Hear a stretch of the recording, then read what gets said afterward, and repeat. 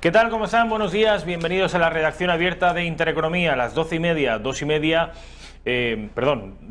11:30 en las Islas Canarias. Estaremos, eso sí, juntos, si ustedes tienen a bien, siempre se lo digo, hasta las 2:30 de la tarde. Esto es la redacción abierta de Intereconomía, la de Rafael Núñez Huesca, la original. No acepte imitaciones. Creo que hay un sevillano por ahí atrás que por las tardes se dedica a hacer una suerte de imitación de esta redacción abierta. Tengo entendido.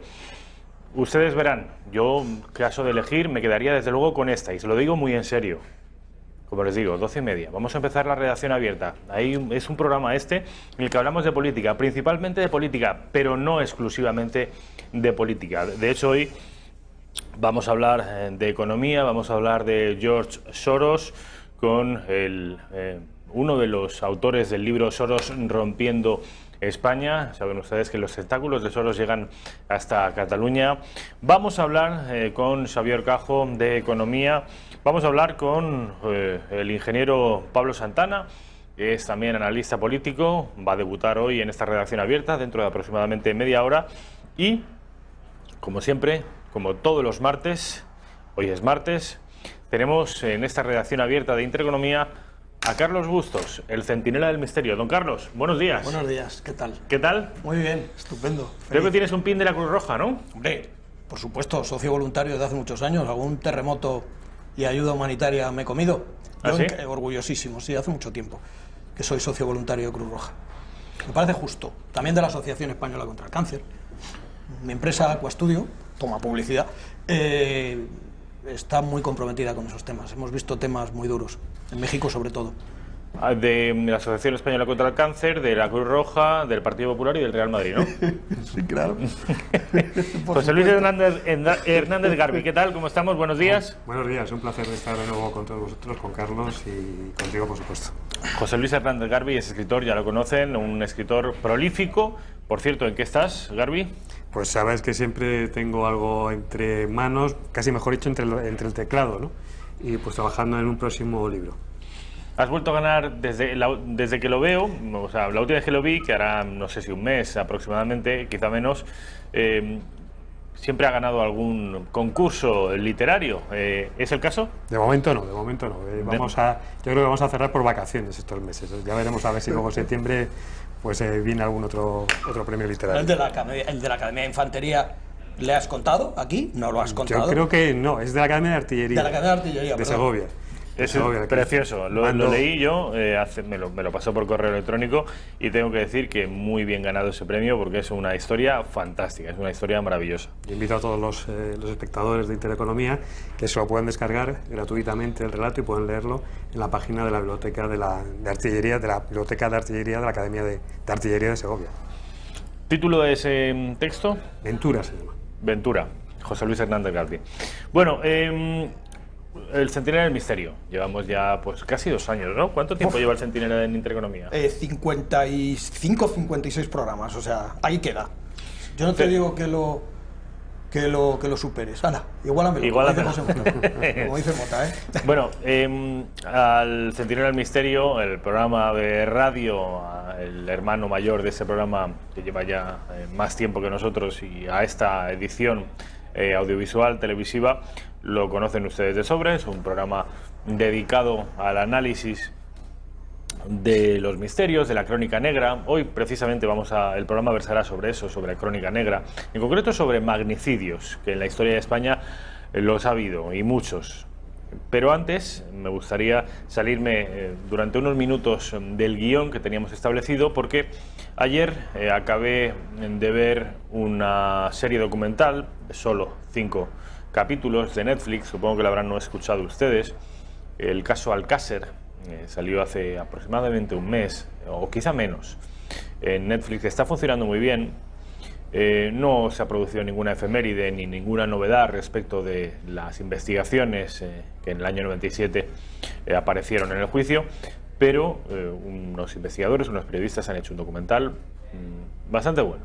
No voy a decir que un documental extraordinario, pero un documental muy entretenido, y un documental que a los que vivimos aquella historia, y algunos de cerca, en tanto que geográficamente mi pueblo está muy cerquita de Alcácer, y vivimos días de conmoción. Yo creo que aquello marcó a toda una generación, todo lo que tenga que ver con aquel universo nos afecta mucho, nos emociona mucho, y es por eso que yo creo que este documental está teniendo tanto éxito.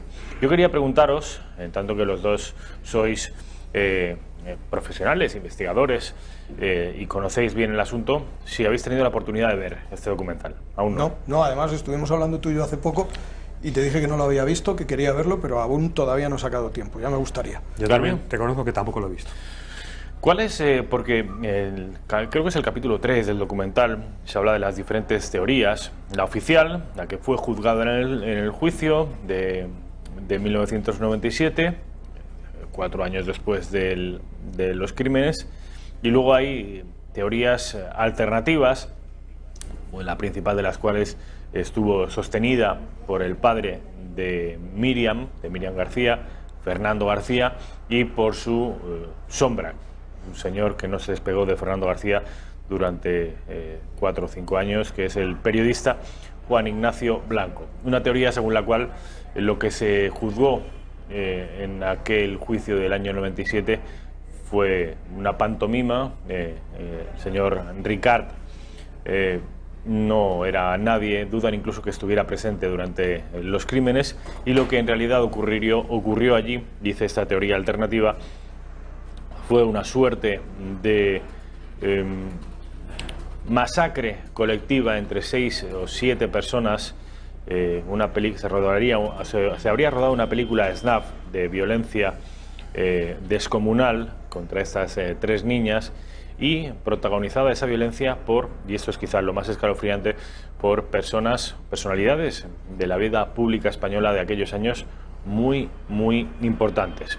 Y esa sería la causa fundamental por la que la investigación quedaría ensombrecida en muchos aspectos, e incluso algunas reacciones de la policía y de la Guardia Civil serían tan inconcebibles como en realidad fueron algunas de ellas. Carlos Bustos, yo sé que el Centinela le ha dedicado mucho tiempo al crimen de Alcácer, y yo quería conocer tu opinión en respecto de lo que allí ocurrió. Te voy a hacer una pregunta. Como no he visto la serie y me interesa mucho tu respuesta, ¿en la serie aparecen fotos? ¿Se atreven a sacar las fotos auténticas de la autopsia? Hay algunas fotos, pero no las más explícitas. La foto del reloj y de los huesos de la mano, creo que es de Desiré, pero no las más explícitas. Estamos en horario infantil y no te voy a decir, porque yo las he visto, tengo en mi poder las 137 o 138 fotos de la autopsia. Hay fotos que son, eso sí que conmueve, y eso sí que te produce un desgarro en el corazón terrible, porque no tiene razón de ser. No tiene razón de ser que eso simplemente sea una violación de 2 descerebrados como eran Anglés y Ricard. Yo estoy totalmente convencido de que por mucho que se repita, una mentira no se convierte en verdad, y todavía estoy más convencido de que una verdad a medias es la peor de las mentiras, y eso es lo que dice esa serie. También te voy a decir, sin verla, por lo que me han contado, y también te voy a decir otra cosa. La serie el objetivo de la serie es, de alguna manera, reivindicar el relato oficial, ¿eh? Bueno, pues el relato oficial tiene muchísimas lagunas y muchísimas cabezas de turco, como los 5 asesinatos que vamos a ver hoy con respecto a presidentes españoles en un espacio de 103 años. Pero sí te voy a decir una cosa, Rafa, y te voy a decir mi opinión, que es mi opinión, que es muy personal. Para mí Alcácer está intrínsecamente relacionado con Bar España. Para mí Alcácer va más allá de 2 descerebrados que raptan a unas niñas y las violan para pasárselo bien, se les va de las manos y terminan matándolas. Y para mí Alcácer está relacionado con algo muchísimo más importante y por supuesto de altas esferas, presuntamente, es mi opinión. Ya está. Que la serie, cuando yo la vea, te diré, pues me parece cobarde, me parece valiente, o me parece eso, una verdad a medias, pues eso ya será también mi opinión y te lo diré, y sabes que no tengo pelos en la lengua. Pero mi opinión realmente de lo que ocurrió con la chica de Alcácer va mucho más allá de un simple rapto y una simple violación de unas niñas, por parte de 2 cabezas de turco, 2 tontos necesarios como fueron Anglés y Ricard. José Luis Hernández Garbi, ¿qué opinión tienes tú? Yo la verdad es que, por supuesto, el caso Alcácer lo recuerdo bien de cuando se produjo y causó una auténtica conmoción en toda España, además también por el despliegue mediático que se produjo tras el hallazgo de y a los cadáveres. Sobre eso abunda mucho, por cierto, el documental, sobre el despliegue mediático, que hay veces que parece que se esté juzgando más a los medios de comunicación y a los excesos que se cometieron, que es cierto que se cometieron, que a los verdaderos criminales. Pone mucho el foco sobre el papel de Paco Lobatón y sobre todo y principalmente de Blanco y del padre. Los periodistas que en ese momento eran los periodistas estrellas, que eran Paco Lobatón en el programa Pepe Navarro en el Mississippi, y sobre todo, no recuerdo el nombre de esta periodista, Nieves Herrero, efectivamente, Nieves Herrero. En ello sí que pone bastante el foco. Decías, José Luis, que te he interrumpido, perdona. No, pues yo es un caso que no conozco bien, tanto desde un punto de vista policial como judicial. Simplemente tengo la información que los medios de comunicación de aquel entonces pues pudieron proporcionar. Está claro que durante la investigación policial y judicial pues se produjeron algunos fallos que son los que han dado lugar a que existan pues este tipo de teorías que hablan, vamos así a decirlo, de una especie de conspiración que fue la que realmente está detrás de la muerte de las 3 chicas, ¿no?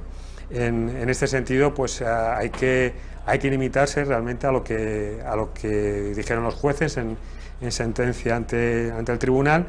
Y bueno, esperar que a lo mejor en quizás a este documental del que hablas, pues pueda dar pie a que se abran nuevas investigaciones y aparezcan revelaciones que hasta ahora no eran conocidas, arrojen un poco de luz sobre lo que realmente pasó.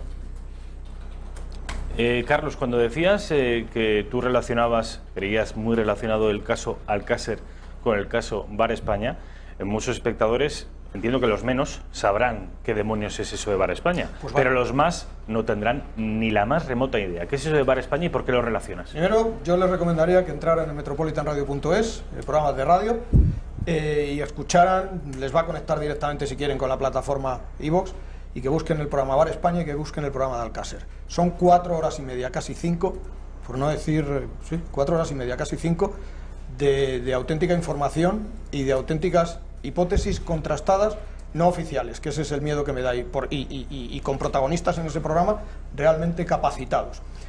Bar España es un bar de carretera que supuestamente se surtía de niños de una residencia, valga la redundancia, de niños un poquito desubicados dentro de la sociedad, con problemas muy importantes, de familias desestructuradas, donde supuestamente Bar España, insisto, se surtía de esos niños para que se produjeran abusos a menores y para que se produjeran pues todo tipo de violaciones, todo tipo de sodomizaciones, etcétera, etcétera. Supuestamente, detrás de Bar España, bueno, supuestamente porque hay que decirlo, pero supuestamente detrás de Bar España hay gente muy importante. Siempre se ha hablado, supuestamente, de Carlos Fabra, que fue presidente de la Diputación de Castellón, se ha hablado de Giuseppe Farina, primer lugarteniente de Silvio Berlusconi. Es más, Silvio Berlusconi le nombra presidente del Milán, cuando él me parece que es primer ministro de Italia, le nombra presidente del Milán, porque tiene demasiadas atribuciones, y es el propio Berlusconi el que echa a Farina, Giuseppe Farina, de la presidencia del Milán,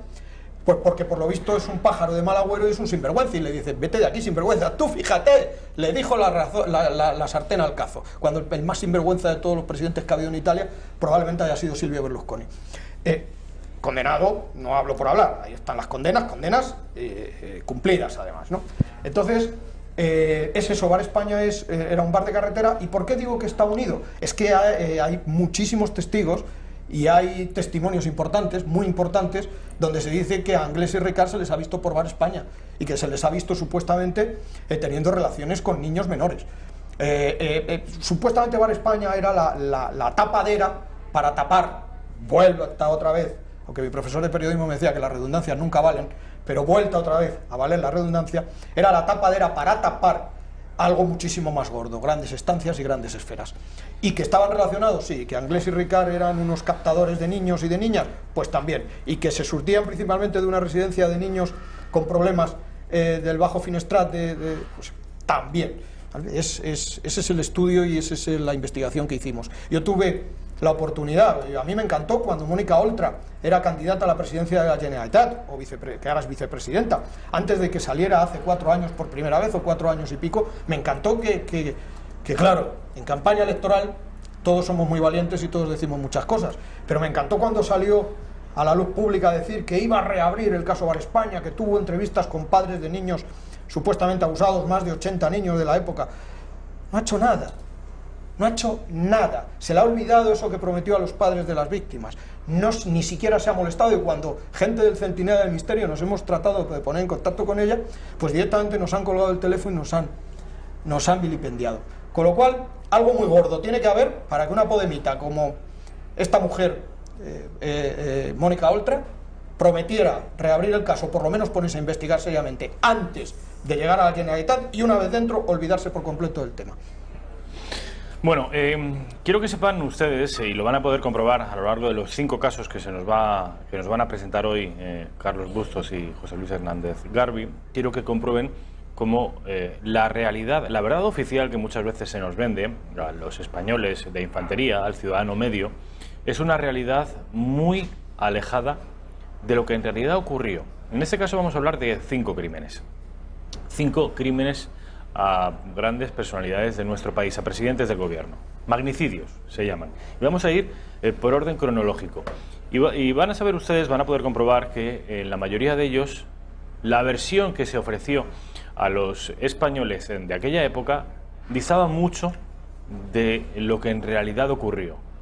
Estoy diciendo con esto que es posible, no digo que sea probable, pero es posible que lo que ocurrió con 3 niñas prácticamente anónimas en un pueblecito de Valencia no fuera lo que acabó vendiéndose a la opinión pública. Es posible, porque si en los magnicidios nos han mentido, ¿cuántas mentiras no nos han podido colar en crímenes salvajes cometidos a personas anónimas?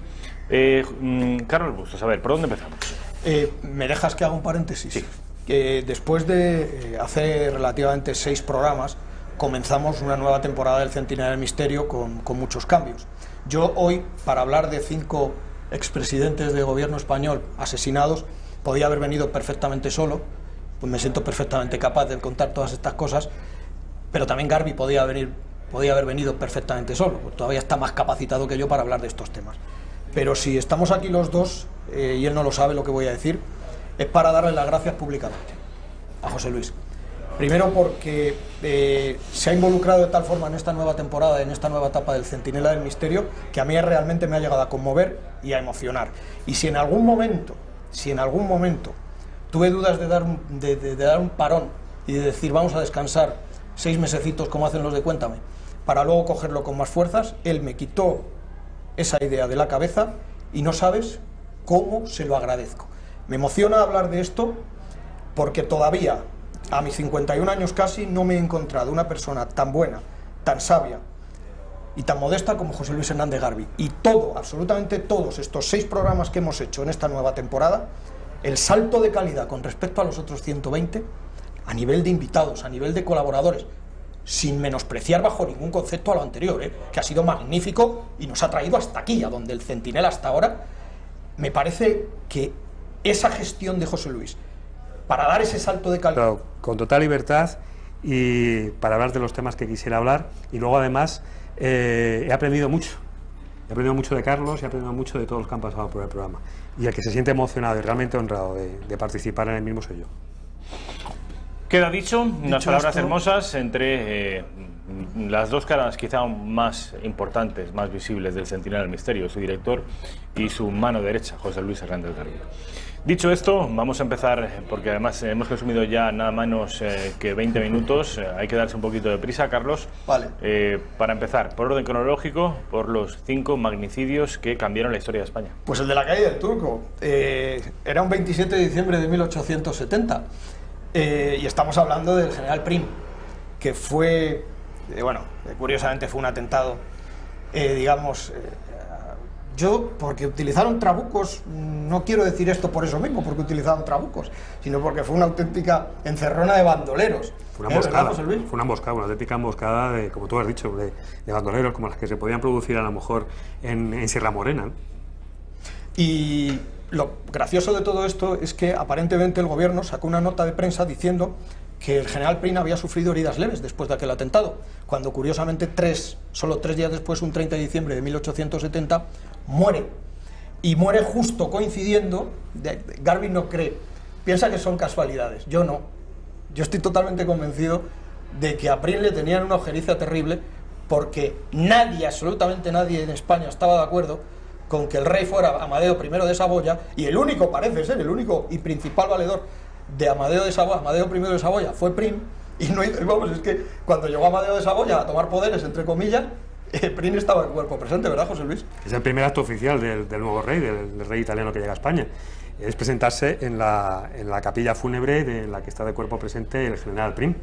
Entonces, bueno, hay que imaginarse la situación de este joven monarca recién llegado a España, después de una búsqueda incesante del propio Prim por toda Europa, buscando el candidato más adecuado para que fuera rey de España, y hay que imaginarse llegando a España y de pronto encontrándose que su principal valedor ha sido asesinado y que se encuentra en medio de un ambiente hostil, que nadie lo quiere, porque los monárquicos lo que buscan y lo que pretenden es una restauración borbónica, y los republicanos, pues, por supuesto, no quieren ver a un rey sentado en el trono de España. Entonces es una situación bastante compleja, y lo que decía Carlos, desde luego el crimen pues reúne todos los elementos de una conspiración. Estamos muy acostumbrados a oír conspiraciones en otros países, hablaremos de alguna más seguramente en el transcurso del programa, y ya digo, estamos acostumbrados a este tipo de conspiraciones, y en cambio pues en España, en la historia más reciente, pues nos encontramos con estos crímenes de Estado que reúnen muchos de los elementos de una auténtica conspiración. El otro día, Rafa, con gente en el estudio, con gente de ABC y con gente de COPE, hicimos un programa maravilloso y salió a relucir el nombre de Benito Pérez Galdós. Bueno, evidentemente tú en nuestra sociedad actual nombras a Prim, nombras a Canalejas, nombras a Eduardo Dato y no te suenan, te suenan a caques. Exactamente, hay que estar nombrando el Callejero de Madrid. Vale. Pero fue terriblemente grave porque hay un nombre que es el que acabo de decir, que es Benito Pérez Galdós. Benito Pérez Galdós, por eso decía, todo el mundo le conocería actualmente como el de los billetes de 1000 pesetas y por los episodios nacionales y como un estupendísimo y excelente escritor. Pero es que en aquella época Benito Pérez Galdós era un periodista en Cortes, ahora se llamaría periodista político, analista político, pero en esa época era periodista en Cortes, ¿vale? Y le avisó, y su papel fue crucial, y Prim hizo oídos sordos de todo lo que le decía Pérez Galdós. Pérez Galdós sabía que Prim iba a ser asesinado, si no antes, en el momento en que Amadeo I de Saboya pusiera un pie en tierra, ¿verdad, José Luis? Es que la verdad es que tenía muchísimos enemigos. Prim sabía, a lo largo de los años, era un hombre también muy poderoso y se había granjeado numerosos enemigos, y como he comentado antes, tanto de unos sectores como de otros. Y bueno, quizás a lo mejor pues vieron que era el momento oportuno de quitar de en medio a un hombre que podía ser un obstáculo para introducir una serie de cambios políticos en España que pretendían algunas de las facciones de aquel entonces. Hay que señalar que bueno, ahora las rivalidades políticas pues se discuten en el Congreso, en los medios de comunicación también, pero en aquel entonces pues muchas veces se resolvían pues en un duelo, o retándose o amenazándose de muerte. No, Charlton Heston disfrutaría en esa época aquí en España como nadie. Y también lo comentábamos que en el programa de radio, que muchas personas, muchos políticos incluso, llegaban a ir armados, ¿no?, para prevenir este tipo de ataques de sus rivales en las Cortes, ¿no? Entonces, bueno, pues era un rumor que existía en Madrid en aquel entonces, de que bueno, pues Prim en algún momento podía sufrir un atentado, podía ser asesinado, y bueno, pues Benito Pérez Galdós, como gran escritor, como gran periodista y como persona inteligente, pues posiblemente estaba al corriente. ¿Tenemos fotos? No, nos están llegando. Vamos, si quieres, a pasar al siguiente magnicidio. Qué pena, no, porque hay un tema que es muy importante sobre Prim, que es su momia. La momia de Prim, que es una de las fotos que he traído, que es espectacular. La vamos a ver. Está súper bien conservada, Rafa. Se hicieron una serie de pruebas, la primera en 2012. En 2012, creo que es la Universidad Camilo José Cela, ¿verdad? Efectivamente. Un grupo de científicos analiza. Paco Pérez Avellán estuvo por ahí. Sí, Paco Pérez Avellán estuvo por ahí. Liderado por él. Sí, analizan la momia de Prim y llegan a la conclusión de que Prim no muere de los disparos. Es más, el disparo más grave que tiene Prim es uno en el hombro. Y se llega a la teoría de que Prim muere de estrangulamiento. De hecho, Prim tiene en el cuello unas marcas que me recuerdan terriblemente a las de Mario Biondo, porque esta gente, después los de la Universidad Complutense que hacen un contraanálisis, dicen que no, que esa marca del cuello está producida por el corbatín. Venga, hombre, a un tonto con ese cuento. ¿Cómo que un corbatín hace esa marca tan profunda? El corbatín, ¿cómo se lo apretaron a la hora de embalsamarlo y hacer la autopsia? ¿Con una soga, con una guillotina? Aquello se fue. Entonces, no cuadra. Lo que sí que se dice es que, pero sin embargo, en la Universidad Complutense, en la Camilo José Cela, dicen que murió probablemente asfixiado, que murió ahogado, que esas marcas en el cuello no están producidas por ese corbatín, por una hinchazón post-mortem que produce esas marcas. Y que, por supuesto, Prim no muere de esos disparos, porque el más grave, insisto, lo tiene en el hombro izquierdo, con lo cual dicen que no. La Universidad Complutense abre, unos años después, un camino diciendo que probablemente, a lo mejor, ahorcado no, o asfixiado, o como digo yo, estrangulado no, pero sí, tal vez, asfixiado. ¿Qué piensas tú de eso, José? Son las dos teorías que existen. Hay una que, como tú bien dices, que fue defendida en su momento por el fallecido Paco Pérez Avellán, que afirmaba que esas marcas eran fruto de un estrangulamiento violento, como tú bien decías, con algún tipo de cordel o una cuerda que había presionado sobre el cuello de Prim. Y existe otra teoría que afirma que posiblemente murió asfixiado, pero asfixiado a lo mejor con una almohada del lecho en el que estaba postrado con las heridas, aunque yo he de decir que soy partidario de la teoría, vamos a ponerla entre comillas, oficial. De la septicemia, ¿no? Que realmente murió por una septicemia, por una infección generalizada provocada por los impactos de... ¿No te parece que en solo 3 días, desde que le pegan los tiros el 27 de diciembre, muy rápido, hasta el 30, son 3 días para que una septicemia se extienda por todo el cuerpo y fallezca? Yo no soy médico ni septicemia es una infección generalizada. Sí, porque entonces rellenaban los trabucos con lo primero que pillaban, ¿eh? Ese fue el primer arma química que hubo, ¿eh? Digan lo que digan cualquier jefe de Estado actual. El primer arma química eran los trabucos españoles, porque se rellenaban con lo primero que pillaban, ¿eh? Lo primero que pillaban, efectivamente. Y luego es que dice que posiblemente la infección fue provocada por la propia ropa que llevaba Prim. Entonces, con los impactos, los trozos de tejido entraron dentro de la piel de Prim y fue la que le provocó la infección. Pero ya digo, todos son, con el paso del tiempo y demás, claro, es mucho más complicado establecer cuáles fueron las causas exactas y reales del fallecimiento de Prim, aunque yo defiendo la teoría oficial. Qué pena no ver la momia, ¿eh? La vamos a ver, pero a destiempo. Es un error que estamos cometiendo y que, por lo que os pido disculpas a vosotros y a los espectadores, no poder ver la fotografía de la momia de Prim cuando toca verla, que es ahora. En fin, la veremos después. Vamos con el siguiente magnicidio. Si os pues parece, el siguiente magnicidio, José Luis lo conoce muy bien. No porque estuviera allí, pero casi, por edad casi, pero lo conoce muy bien. A veces a uno le gustaría tener una máquina del tiempo o ser funcionario del Ministerio del Tiempo, esta famosa serie, para poder viajar en esos momentos claves y ver realmente cómo se produjeron los hechos, ¿no? Y el asesinato de Cánovas, pues nos encontramos con un segundo magnicidio en un espacio muy breve de tiempo. Y también volvemos a encontrar con una serie de elementos que vamos a ver que son comunes en toda esta serie de magnicidios, ¿no? En este caso es un anarquista el que asesina al presidente del gobierno de varios disparos mientras estaba en un balneario, ¿no? Descansando. Y me refería a estos elementos comunes y bueno, pues es los fallos de seguridad, porque prácticamente no contaba con ninguna protección. Estaba solo en el balneario, como el asesino, un anarquista italiano, se le permite viajar por toda Europa, no se sabe con qué fondos, no se sabe dónde se consigue el dinero para poder viajar por toda Europa. En un principio se vende la idea de que realmente quería atentar contra un miembro de la familia real española, aunque bueno, pues se encuentra con la oportunidad de atentar contra el presidente del gobierno y opta por esa opción. Sabe perfectamente que se encuentra en ese balneario descansando, una información que era prácticamente confidencial, muy poca gente sabía que estaba el presidente del gobierno descansando en ese balneario, y el asesino lo sabía perfectamente y sabía también cuál era su ritual, y consigue incluso alojarse en el balneario. Y bueno, pues el asesinato se comete con la mayor tranquilidad y facilidad, ¿no? Le descerraja tres disparos a quemarropa que acaban con la vida del presidente del gobierno. Y lo que más nos llama la atención, tanto a Carlos como a mí, fue como ese asesino, ese anarquista, Michele Angiolillo, pues se le permite viajar por toda Europa con unos fondos que no se sabe muy bien de dónde son. Bueno, vienen de la disidencia cubana y vienen del gobierno de los Estados Unidos. Y efectivamente, antes de entrar en España, mantiene una reunión en París con Ramón Emeterio Betances, con nacionalistas puertorriqueños y cubanos, de los que posiblemente obtuvo pues tanto el apoyo económico como político para cometer el atentado. ¿Pero ese tal Angiolillo es italiano? Es italiano.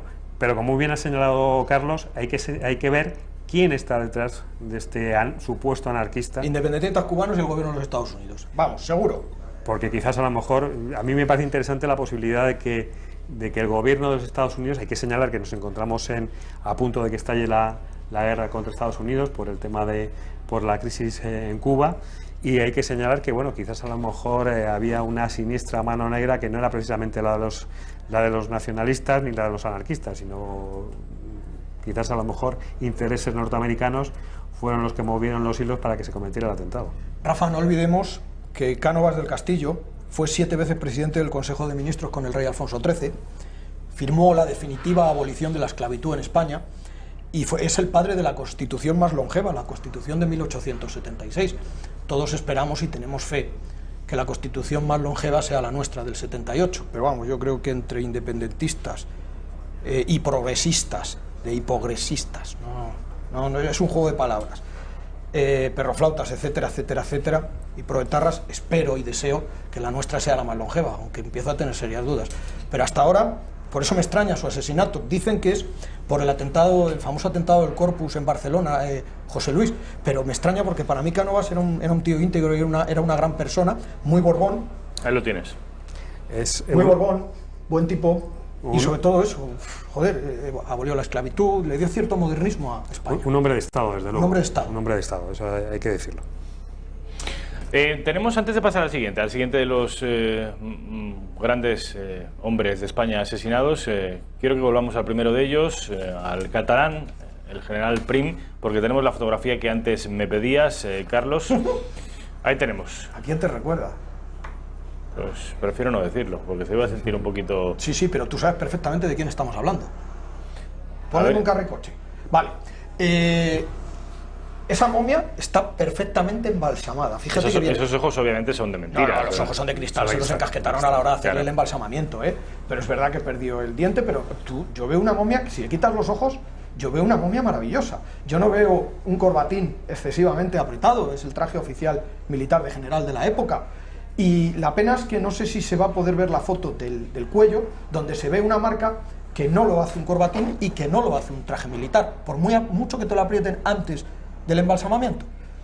A ver, Raquel, ¿tenemos otra imagen de Prim? Sí, en este caso del cuello. ¿Cómo era, por ejemplo, antes? Porque es que se parece un montón. No ha cambiado nada el general en estos 100 y pico años. Raquel, ¿tenemos la imagen?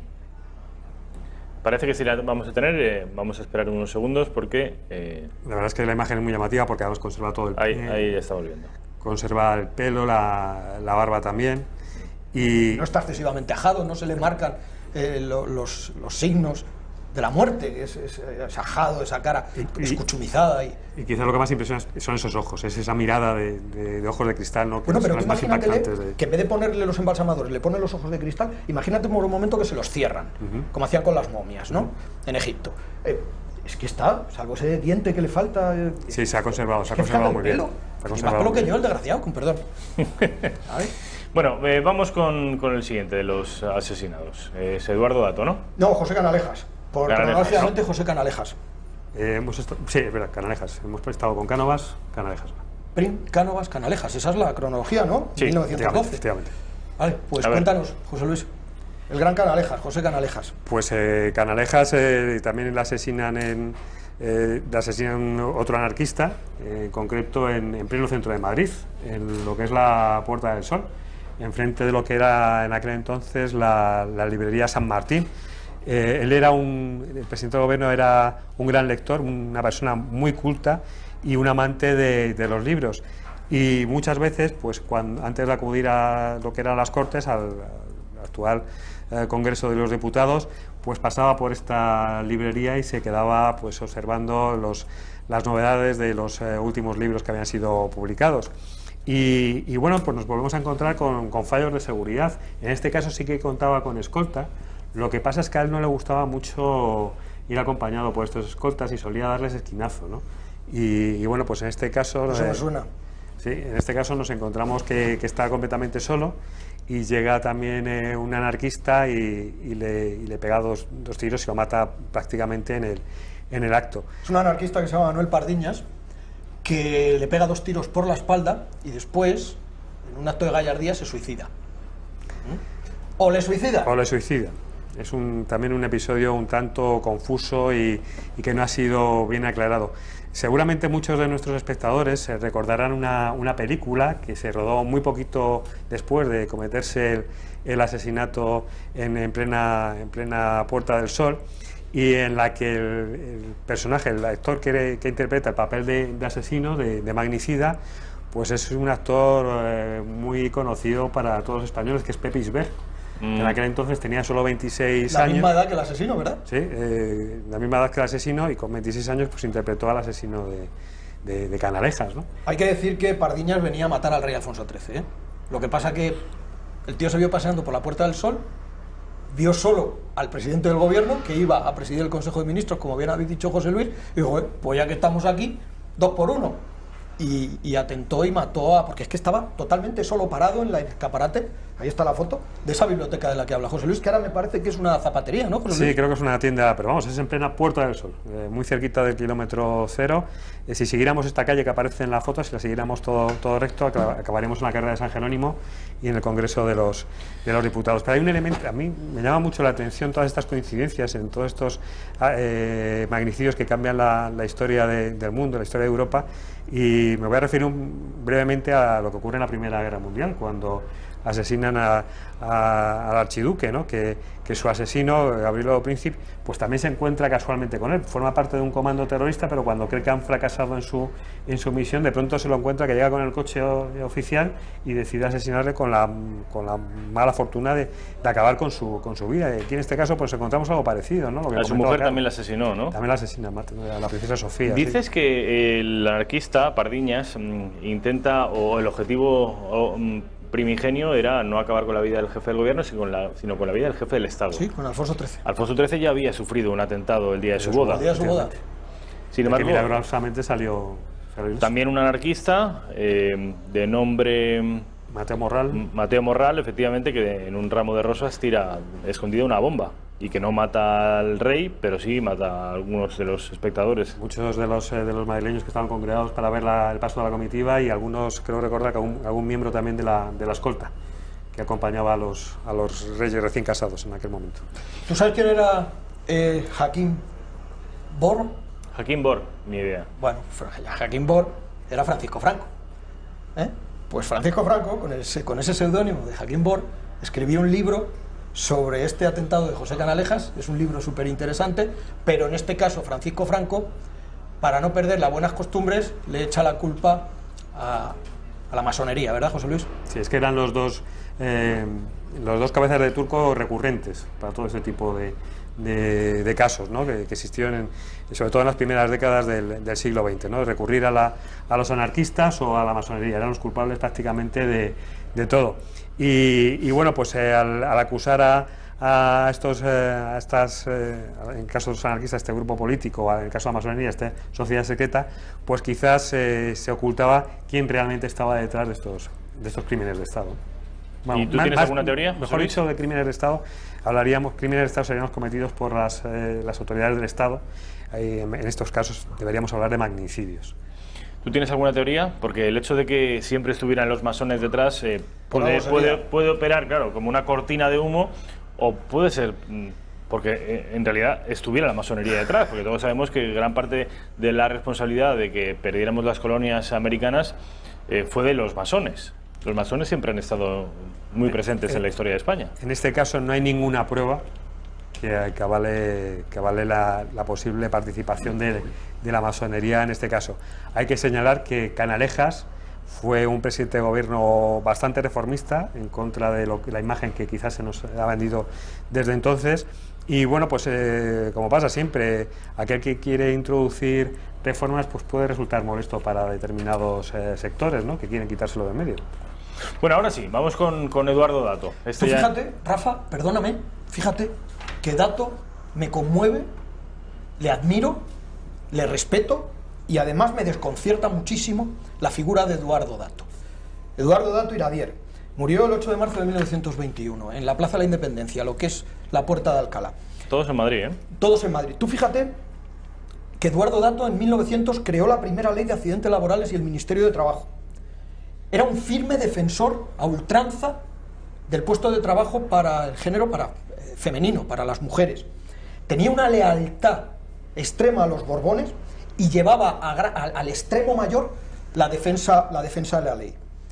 Fíjate que a Dato lo matan precisamente, probablemente de los 5 el más progresista, y le matan los progresistas, le matan los obreros. Probablemente el detonante fue el apoyo a la ley de fugas y la huelga general revolucionaria de 1917, donde Dato entró como un elefante en una cacharrería. Dijo, a mí esto no se me va de las manos, metió al ejército y la represión fue muy fuerte, incluso hubo muertos. Entonces eso, a un señor que era progresista en mi opinión, por todo lo que creo, 100%, muere a manos, en teoría, de los más progresistas, ¿verdad, José Luis? Sí, nos volvemos a encontrar con anarquistas, que son los que cometen el atentado. Además, un atentado que reúne, volvemos a lo que comentaba antes, los elementos estos de la falta de escolta, el conocer muy bien el itinerario que iba a seguir el presidente del gobierno, en fin, exigía una concienzuda preparación. Y bueno, pues efectivamente, Eduardo Dato, pues un hombre también que quiso introducir una serie de reformas muy importantes y bueno, pues es a raíz de los sucesos que se producen en Barcelona con esta huelga revolucionaria de la que hablaba Carlos Bustos, ¿no?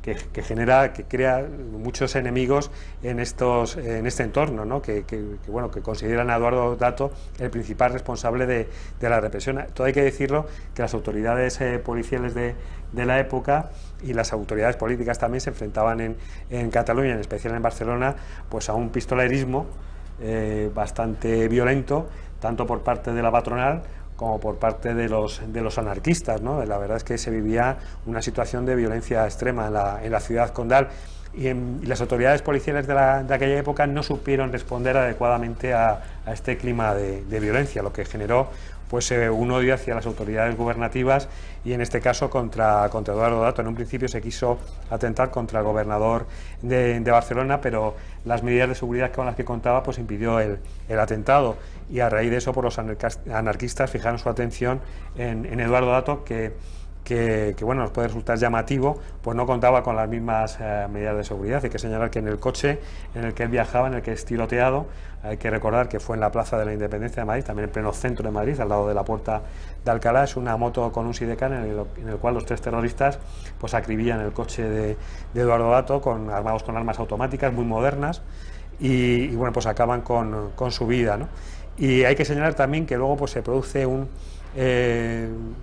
serie de sucesos en el cual los que cometen el atentado consiguen escapar, aunque luego son procesados, pero hay que señalar la infraestructura, la potente infraestructura con la que contaban para cometer el atentado, ¿no? Pero José Luis, lo más sorprendente de todo esto, como acabas de decir, es que después de la chapucera investigación sobre la muerte de Eduardo Dato, sobre el asesinato de Eduardo Dato Iradier, ¿vale?, el propio Tribunal Supremo, ¿vale?, en sus hojas del tribunal, en sus hojas de la sentencia, en sus hojas del auto, se habla de que fueron asesinados con una pistola Star.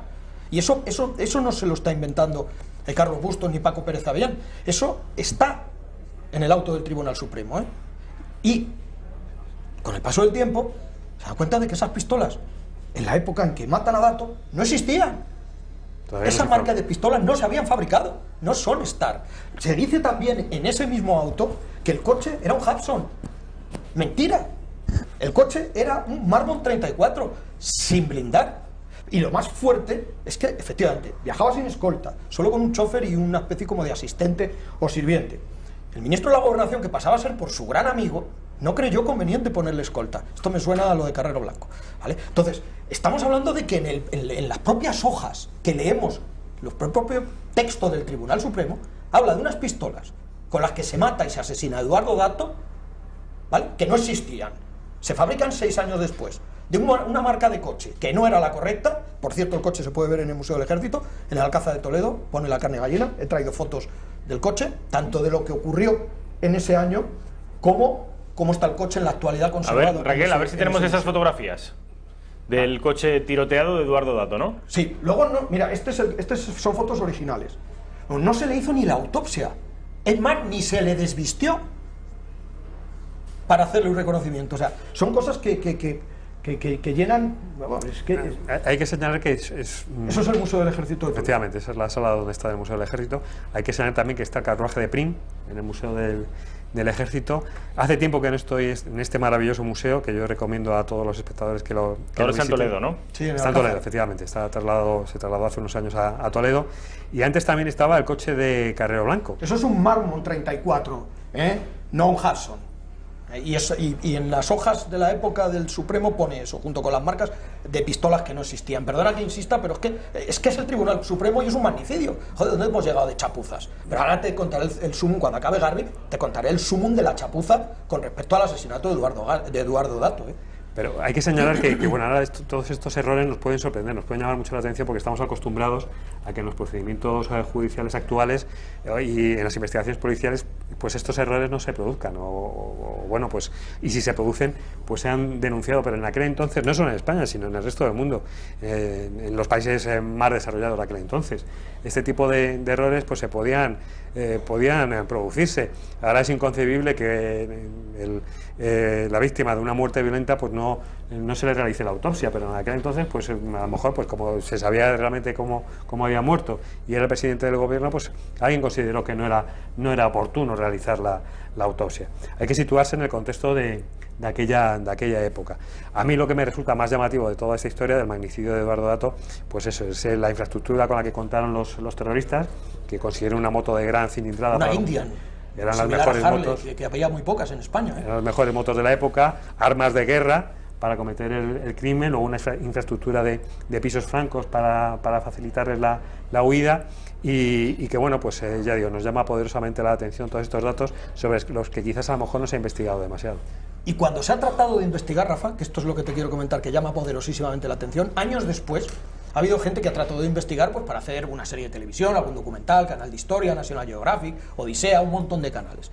Bueno, pues me llama la atención, que es que de verdad, para repartir collejas a diestro y siniestro, que no hayan caído en un detalle a la hora de hacer la reconstrucción de los hechos. Y es que en el Madrid de 1921 se circulaba por la izquierda, como en Londres, con lo cual el coche de Eduardo Dato no bordeó la Puerta de Alcalá tal como cuentan, no entró en la calle Serrano tal como cuentan, porque, insisto, se circulaba por la izquierda, subió Alcalá por la izquierda y la bordeó al revés de como se bordea en la actualidad una rotonda. Años después, en 1924, ya sí es cierto que empezamos a circular por la derecha como en la actualidad, pero en la izquierda no me digas si porque se circulaban por la izquierda los vehículos de más velocidad, de más cilindrada, por el centro los tranvías y por la derecha los carricoches y todavía los coches de caballos que todavía existían. No me digas el porqué, pero en esa época se circulaba en 1921 por Madrid por la izquierda. Y eso no se tuvo nunca en cuenta a la hora de hacer la reconstrucción de los hechos fidedigna. ¿Sabes quién se tuvo que dar cuenta de esto? Joder, y no hace tanto, Paco Pérez Avellán, en el cual, si me permites, este programa se lo quiero in memoriam dedicar a él. Paco Pérez Avellán fue el que descubrió cómo en la reconstrucción de los hechos, cómo la gente no tiene cabeza y no cae, que en 1921 en Madrid se circulaba por la izquierda. Os propongo un reto, que me deis solo unas pinceladas del último de los grandes magnicidios que en la historia de España han sido, que es el del almirante Luis Carrero Blanco, porque estamos absolutamente fuera de tiempo. De manera que si podéis darme en un par de minutos alguna pincelada para que ahí estamos viendo el llamado El Cejas Luis Carrero Blanco. Hacemos una cosa. A ver. Como esto es terrible y es un programón, y ni es verdad que nos hemos extendido demasiado en otros temas, te da Garbi las pinceladas y volvemos otra semana solo para hablar de lo de Carrero Blanco, porque lo de Carrero Blanco, la seguridad de Carrero Blanco es de Mortadelo y Filemón, y como premio a Mortadelo y a Filemón después le nombran presidente del gobierno. Luis Carrero Blanco, el compañero de fatigas de Francisco Franco, además creo que también hizo la guerra como Franco y fue el primer jefe de gobierno, el primer presidente del gobierno. Antes saben ustedes que Franco, antes del año 72, era presidente del gobierno, jefe de Estado, lo era todo. Y la persona de su más extrema confianza, Luis Carrero Blanco, cántabro, es nombrado presidente del gobierno y dura poco en el cargo. Sí, la verdad es que sí, en el 73 es cuando se produce el atentado de ETA, quizás el atentado más espectacular por su trascendencia histórica y política de la historia sangrienta de la organización ETA. Hay que señalar también que bueno, pues el almirante Carrero Blanco era posiblemente uno de los escasos amigos que llegó a tener en vida el general Francisco Franco, ¿no? Y bueno, pues su papel fue decisivo durante toda la dictadura, y en estos últimos años de franquismo pues fue decisivo. Pero como bien ha dicho Carlos, yo creo que merece incluso un programa bastante más extenso y dedicado en exclusiva al atentado contra Carrero Blanco, porque hay muchas de las claves de lo que luego sucedió después en España, y todavía hay muchos puntos oscuros que conviene ser aclarados. Hay una persona clave, nos tenemos que no, sí, pero hay una persona clave que no ha sido nombrada, que es Laureano López Rodó, ministro de Asuntos Exteriores. Esa persona es muy clave para saber quién asesinó a Carrero Blanco. Y te voy a decir más. Hay 3 frases que no son chufla, que marcaron ese magnicidio. Una, no hay mal que por bien no venga. Otra, es el último hilo que me quedaba con la vida. Y otra, está todo atado y bien atado. Esas 3 frases, junto con una de un sinvergüenza periodista progresista que dijo que el epitafio de Carrero Blanco era: de todos mis ascensos, el último fue el más rápido. Esas 3 frases que te he dicho primeras y esta sinvergonzonería, 4 frases que bien analizadas se le puede sacar mucho jugo, Rafa. Lo haremos en el próximo programa. Carlos Bustos, Centinela del Misterio, Garbi, ¿qué tal? Pues espero que hayan ustedes disfrutado de esta crónica negra de nuestro país, no asesinatos a individuos cualesquiera, sino asesinatos a 5 grandes hombres de la historia de España, al margen de las filias y las fobias políticas de cada uno. Vamos a publicidad, además es una publicidad muy cortita, de 1 minuto, y vamos a estar enseguida con Pablo Santana, ingeniero, analista político, que hoy debuta en esta redacción abierta.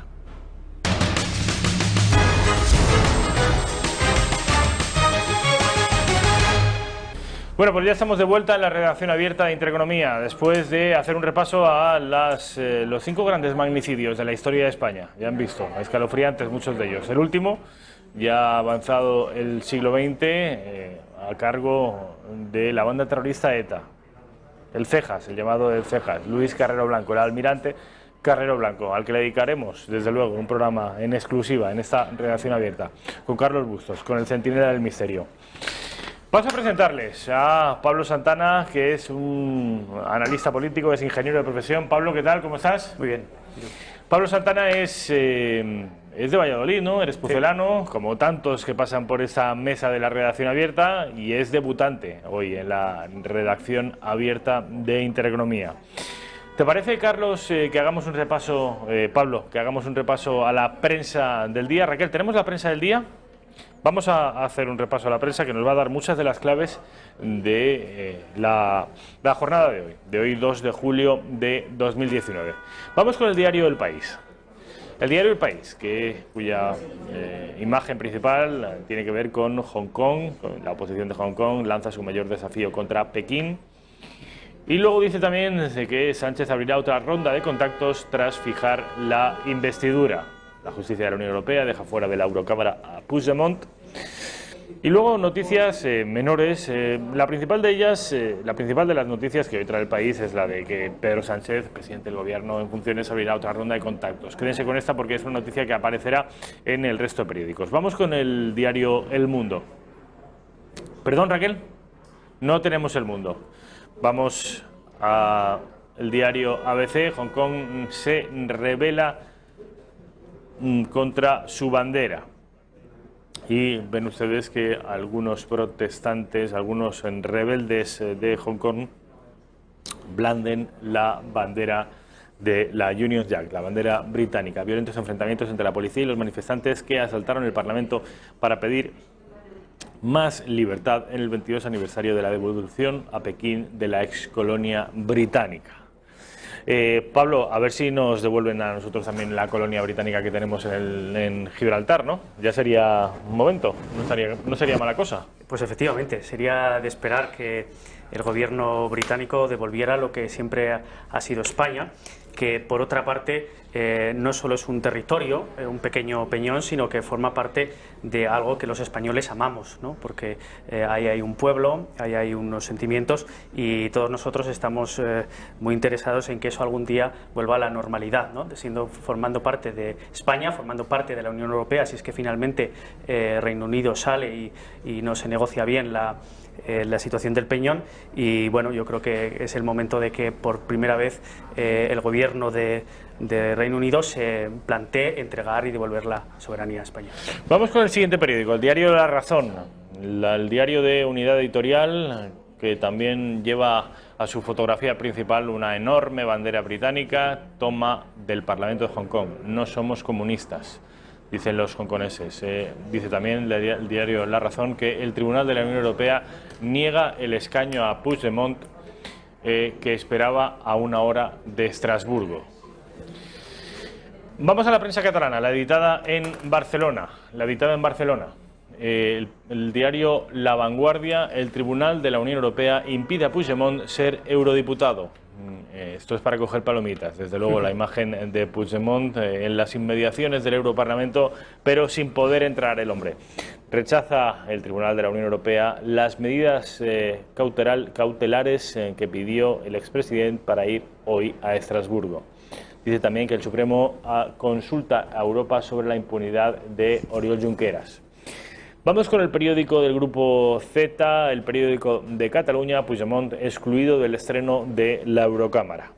Lo mismo, la justicia de la Unión Europea deniega la condición de diputado provisional mientras estudia su demanda. El Supremo pregunta al Tribunal de Justicia de la Unión Europea si debió permitir que Junqueras tomase el acta de eurodiputado. Bueno, pues supongo, Pablo, que es algo por lo que debemos felicitarnos, ¿no? Que Puigdemont siga en ese limbo legal internacional y no pueda ostentar un cargo tan importante como es el de europarlamentario.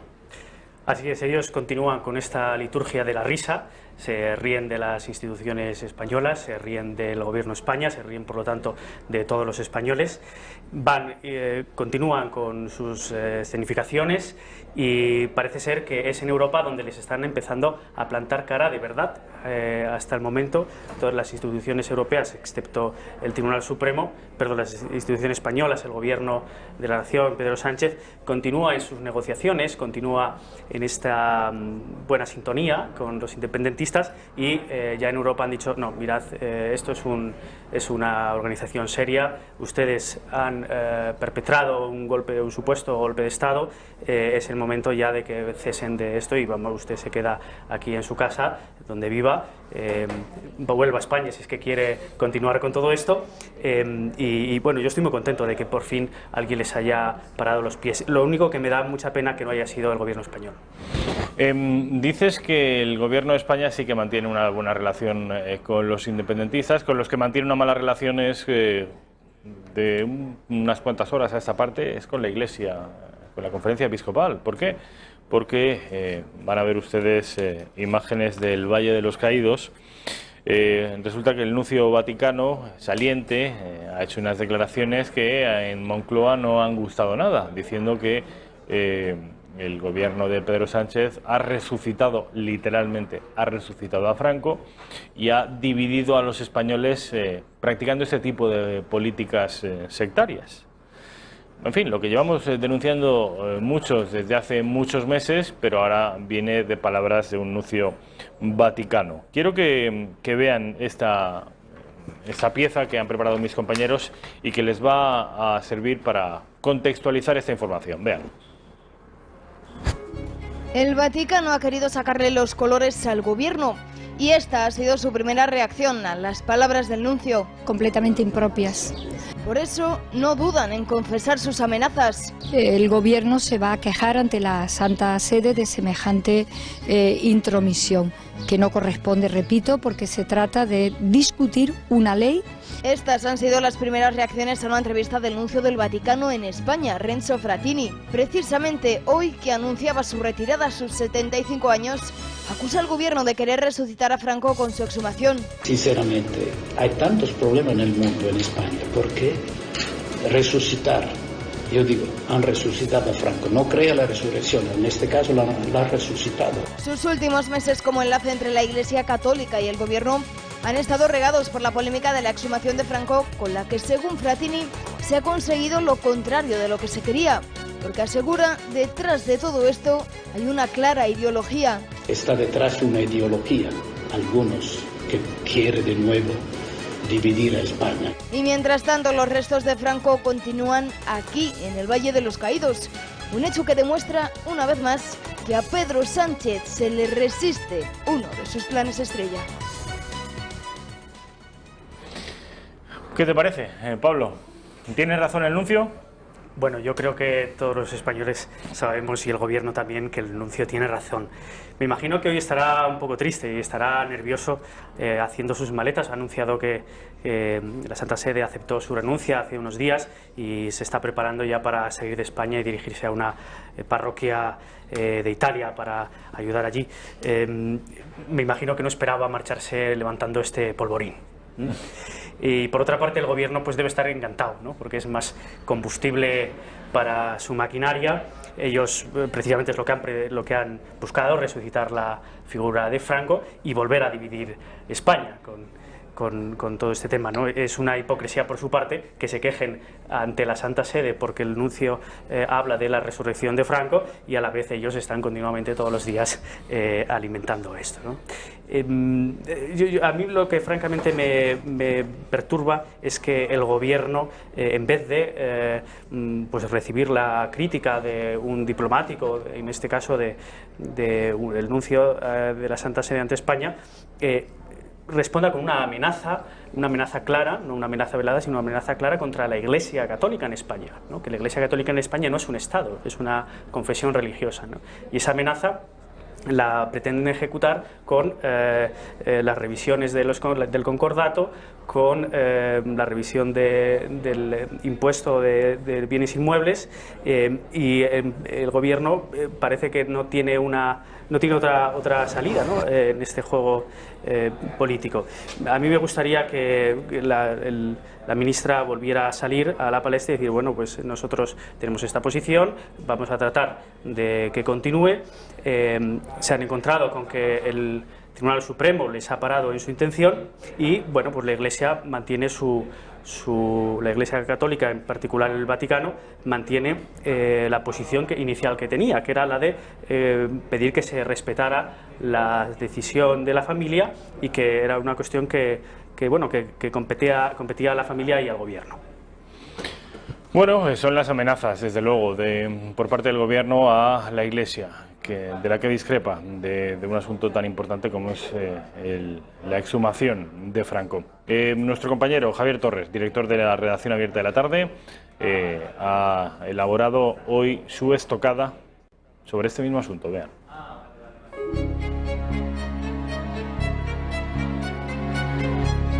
Cuando a la izquierda flaquea, Franco resucita. Dice Antonio Banderas que cada vez que vuelve de Estados Unidos comprueba con asombro que ahora se habla más de Franco que en los años 80. Y ese mérito cabe atribuírselo a Zapatero, el presidente que soñó con ganar la guerra civil en el siglo XXI. Sánchez no se queda atrás y promete entregar el cadáver de Franco a su electorado más cerril. El último episodio de esta historia de profanadores lo ha firmado Carmen Calvo, que acusa al nuncio apostólico Renzo Frattini de injerencia en la legislación española. Olvida nuestra cultísima vicepresidenta que la única injerencia es la del Gobierno, que pretende abrir una lápida a los pies del altar de una basílica. Y está bien que la Iglesia se defienda, por eso se agradecen las palabras de Frattini, eso sí, ya en retirada, que ahora evidencia que este Gobierno quiere dividir a los españoles y resucitar a Franco. Lo que a estas alturas sí parece imposible es que esta Iglesia, y no digamos la Conferencia Episcopal Española, tan cobarde con el pasado, reconozca de una vez por todas que si no fuera por Franco, no habría quedado una Iglesia en pie durante la Guerra Civil. ¿Estás de acuerdo con nuestro compañero Javier Torres? Absolutamente, absolutamente. Bueno, una última hora. Meritxell Batet, presidenta del Congreso de los Diputados, segunda autoridad del Estado, ha comparecido en una rueda de prensa hace aproximadamente una hora para compartir con todos los españoles la fecha en la que el presidente del Gobierno, Pedro Sánchez, en funciones, se someterá a la sesión de investidura. 22 de julio y 23 de julio. Escuchen. Después de hablar con él, he tomado la decisión de que el debate de investidura se inicie con la intervención del candidato, don Pedro Sánchez Pérez Castejón, el próximo lunes 22 de julio a las 12 horas.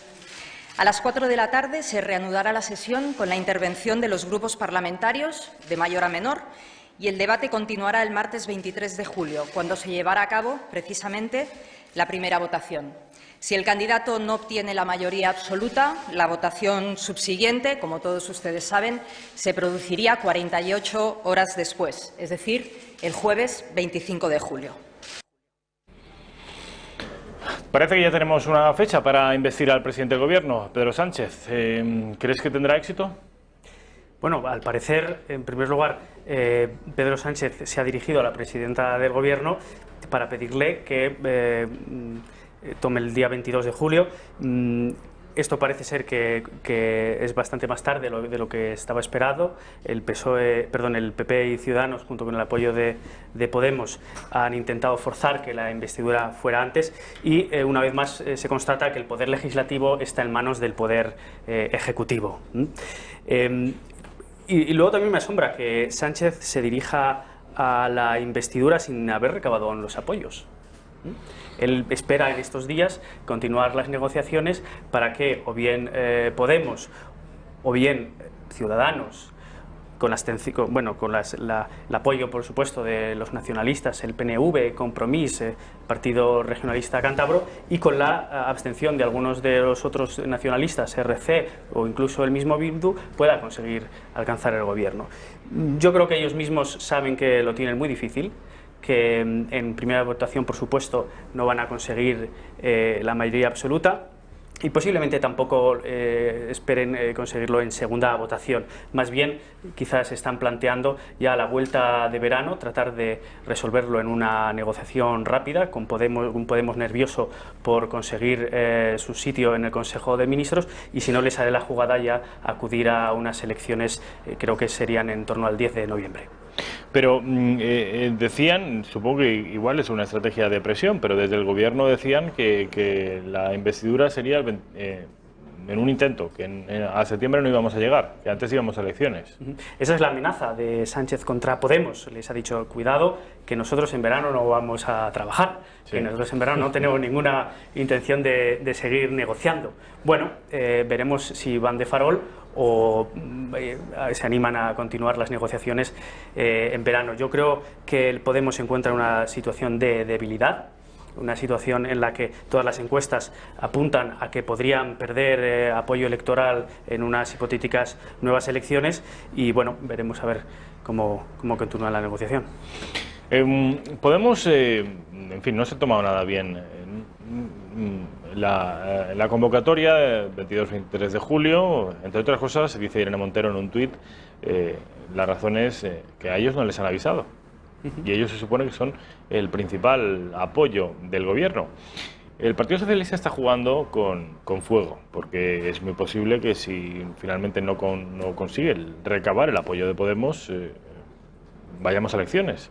Pero claro, eso también es un riesgo, sobre todo es un riesgo para Podemos, porque sería el principal damnificado de esas elecciones. También parece que Vox perdería algunos diputados, incluso muchos, según algunas encuestas. Sea como fuere, quiero que escuchen a Noelia Vera de Podemos y también a los comuns en una rueda de prensa, precisamente hablando sobre esta investidura que ya auguran será fallida. Ven.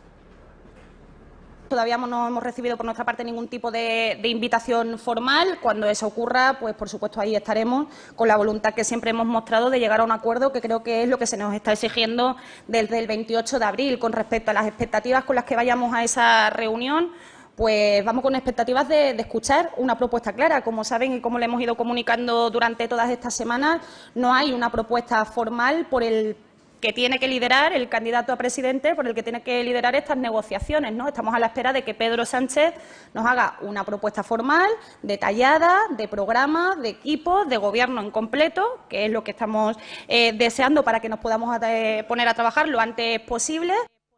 Nos parece irresponsable que el candidato Sánchez se presente a una investidura sin haber conseguido ningún acuerdo con ninguna de las fuerzas con representación parlamentaria. Es una irresponsabilidad que no se merece la ciudadanía española, que de forma reiterada ha sido convocada y ha ido masivamente a cumplir con sus compromisos democráticos votando a las diferentes opciones. Para nosotros el mensaje es nítido, es claro. La gente quiere un gobierno de cambio, un gobierno de progreso, un gobierno de coalición, y creemos que la decisión de Pedro Sánchez está defraudando las expectativas. Defraudando las expectativas, dice Jaume Asens, que es el portavoz del Grupo de los Comuns en el Congreso. El otro gran aliado potencial, que era Esquerra Republicana, que junto con Bildu suman nada más y nada menos que 14 diputados, tampoco parece demasiado contento con la actitud de Pedro Sánchez. Y ya digo, ojo, porque son los dos aliados principales. Quiero que escuchen a Esquerra Republicana y su testimonio respecto de la irresponsabilidad, dice, de Pedro Sánchez. Pedro Sánchez, si va a ser responsable y valiente y va a entomar esa pelota o va a mirar hacia otro lado, como está haciendo.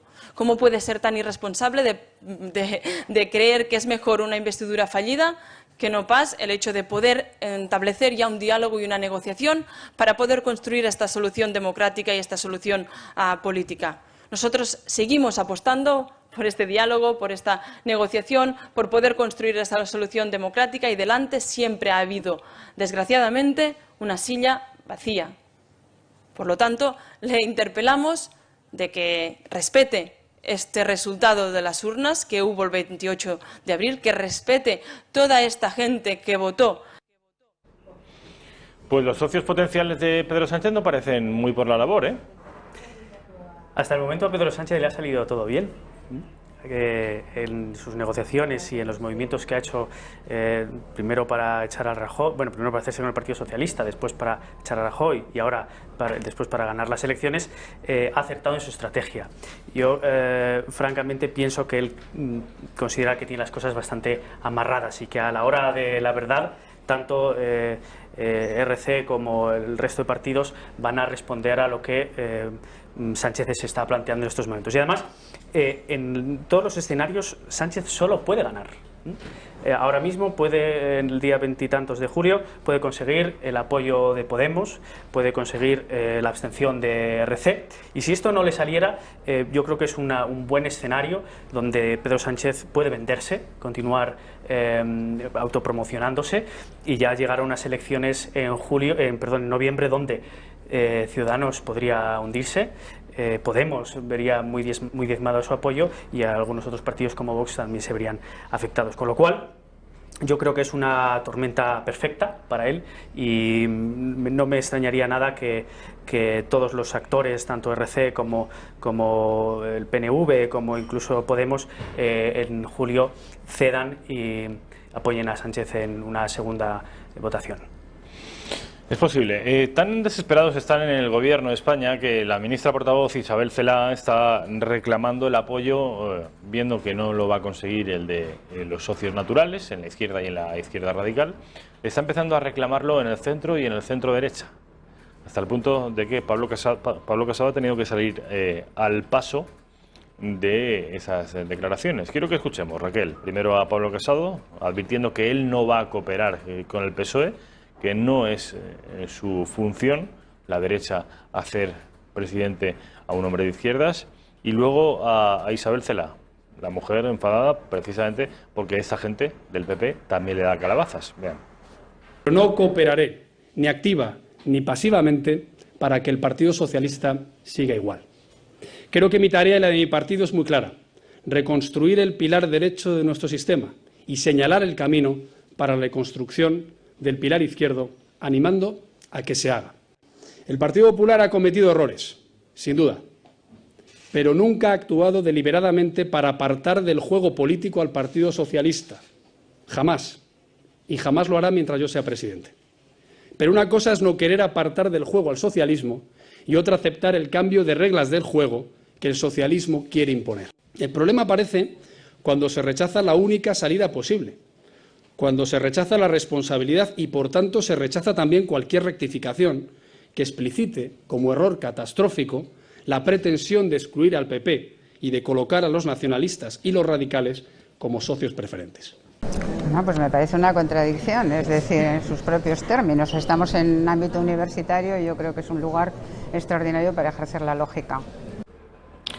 Pues si los podemitas no van a darle su apoyo, Esquerra Republicana no va a darle su apoyo, Albert Rivera se ha cansado de decir que no le va a dar su apoyo y el Partido Popular tampoco le va a dar su apoyo, y Vox, imagino que menos aún, esta gente se va a presentar a la investidura con sus propios votos, que son 124, creo recordar. A mí me parece interesante las palabras de esta mañana de Irene Montero. Se quejaban de que no les habían avisado sobre la investidura y alertaba de que este movimiento podría ser el movimiento para presionar a Ciudadanos. Ciudadanos ha tenido una gran batalla interna en los últimos días. Está por ver si se ha zanjado o en los próximos días o en las próximas semanas vuelve a aflorar. Y además la Unión Europea y el grupo de los liberales sigue apoyando en el sentido de que Ciudadanos pueda, quizá una tercera instancia, después de las vacaciones de verano, pueda cambiar todas estas palabras que está diciendo ahora, y donde diga Diego, apoye a Sánchez y salga adelante un gobierno en minoría. Luego ya tendrían que ver en los próximos años cómo conformar las mayorías para aprobar las iniciativas legislativas y los presupuestos. Pablo Santana, ingeniero, analista político, ha sido un placer. Mil gracias por estar aquí, por este debut en la redacción abierta. Nos vamos a ir a publicidad. A la vuelta vamos a estar con Miguel Gutiérrez Pérez, nuestro querido compañero. ¿Para qué? Para hablar de Madrid Central. Ya saben ustedes, esa infraestructura prohibicionista de Manuela Carmena, con la que pretende salvar el mundo, el verdor de los bosques y la ecología en general. Ahora parece que están muy enfadados porque Almeida va a ser coherente con su palabra y va a acabar con ese Madrid Central. Publicidad y luego hablamos de ello.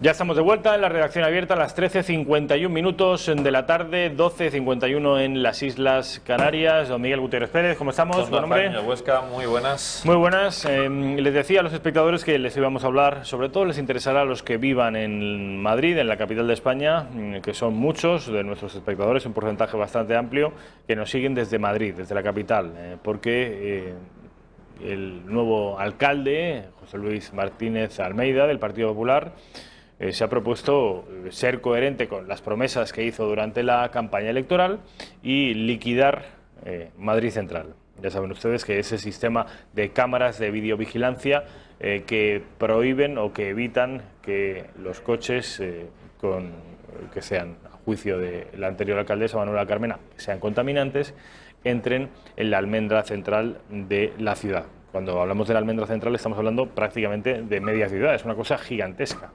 Bueno, pues quiero que escuchen.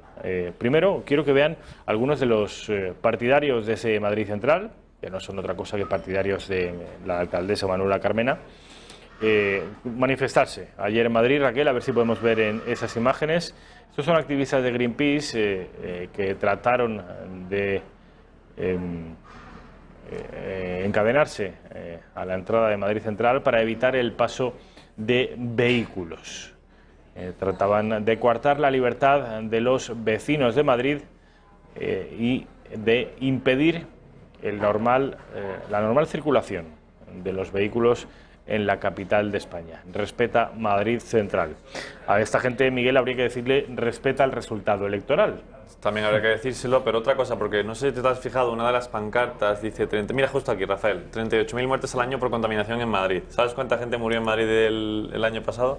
47.000. Es decir, según ellos, casi un porcentaje enorme de esas el 80% de los muertos son como consecuencia a causa de la contaminación, cosa que es evidentemente falso, ¿no? Pero eso son alarmismo, ¿no? Vamos a generar alarmismo y alguno que otro pescaremos que se crea este número y claro, ya diga que Madrid Central pues es el salvavidas de la capital, pero ni mucho menos. Vamos a ver esas declaraciones del alcalde de Madrid, ya investido, José Luis Martínez Almeida, bastante contundente al respecto, vean. Lo que pensamos es que nosotros nos hemos dado un plazo de tiempo para poder evaluar las consecuencias de Madrid Central y para poder determinar cuál debe ser el modelo que se debe aplicar de manera efectiva para luchar por una movilidad sostenible, contra la contaminación, pero también para que la movilidad de los madrileños esté debidamente garantizada y en la medida de lo posible los comerciantes no tengan que sufrir las pérdidas que están sufriendo. Eso es lo que nosotros vamos a evaluar en estos 3 meses, por cierto, cuestión no muy distinta de lo que tuvo que hacer el anterior equipo de gobierno, que por sus chapuzas y por sus errores tuvo que anular 6.000 multas porque era incapaz de poner un sistema de detección de multas que fuera verdaderamente eficaz. Tan chapucero como que todavía tampoco están las pantallas de parking que informan a aquellos que van en sus vehículos para entrar en Madrid Central si van a tener plazas o no van a tener plazas, con la incertidumbre que eso les genera, porque todos sabemos que si no entran en los parkings por cualquier cosa serán multados. Por tanto, nosotros estamos haciendo un ejercicio de responsabilidad. Bueno, a este hombre se le pueden acusar de muchas cosas, pero no de no ser claro, ¿eh? Sí, fíjate, 3 meses se dan para evaluar qué ha tenido de bueno Madrid Central, si ha sido conveniente en cuanto a movilidad y en cuanto a contaminación, en reducir esa contaminación, y que ya verán qué hacen. Pero si has visto, Ciudadanos ha dicho ya en diversas ocasiones, Ciudadanos en la capital, ha dicho que no que es que quieran abolir, por así decirlo, Madrid Central, sino hacer una serie de modificaciones para mejorar los fallos que esta medida contra la contaminación tiene. Y habrá que ver ya pues cómo enfocan eso, ¿no? Pero se da un plazo amplio para realmente hacer un análisis, una evaluación profunda del asunto y ver cómo le mete en mano pues este problema de la contaminación, ¿no? Que, bueno, como ya he explicado yo muchas veces en este programa, que esto es un poco tiene que ver con los coches que tenemos en España. El parque móvil. Muy claro, automovilístico muy viejo, por lo tanto los coches contaminan mucho, y si ese parque pues fueran más... los coches ahora nuevos, Rafa, no contaminan casi nada, por eso pueden circular tan tranquilamente. Pero cuando dices coches nuevos, no me hablas coches necesariamente eléctricos, que cualquier tipo de coche. Nuevo de... ¿Gasolina o diésel? Sí, gasolina o diésel, pero claro, ya emiten poquísimo, emiten muy poco y entran dentro de lo que se considera eficiente energéticamente, así que no habría problema, pero claro, son medidas ayudas estatales para fomentar la venta de coches, que ahora mismo está fatal, por cierto, ¿eh? Se venden mucho menos que desde, bueno, cuando ya empezamos con este tema del diésel y con este tema de la contaminación, pues eso ha influido. Estamos, desde luego, yo tengo la sensación, en un punto de inflexión respecto de los combustibles, respecto del cambio climático. Parece ya que todo el mundo está concienciado de que existe un calentamiento global. Parece que muchas ciudades están implantando sistemas de este tipo, es cierto, lo que dice la izquierda, quizá hecho un poquito mejor, más estudiado, no de manera improvisada como lo hizo Carmena, y también estamos en un momento de inflexión en cuanto a las tecnologías de los motores, los antiguos motores diésel o gasolina. Los combustibles fósiles parece que más rápido de lo que pensábamos están empezando a convertirse en motores eléctricos. Vamos a ver, porque incluso el tipo de motor eléctrico está siendo objeto de algunas críticas, porque parece que también estaría contaminando más de lo previsto. ¿Ah, sí? Eso dicen. Parece que la nueva tecnología podría ser el gas, pero también hay detractores porque sería estar sometidos a los países del norte de África y Rusia, que son los que tienen principalmente el gas. Tenemos ahora mismo, estamos sumidos y durarán años hasta que sepamos qué demonios va a ser de los coches y cuál va a ser el combustible con el que alimentemos a esos coches. Esto respecto de Madrid Central.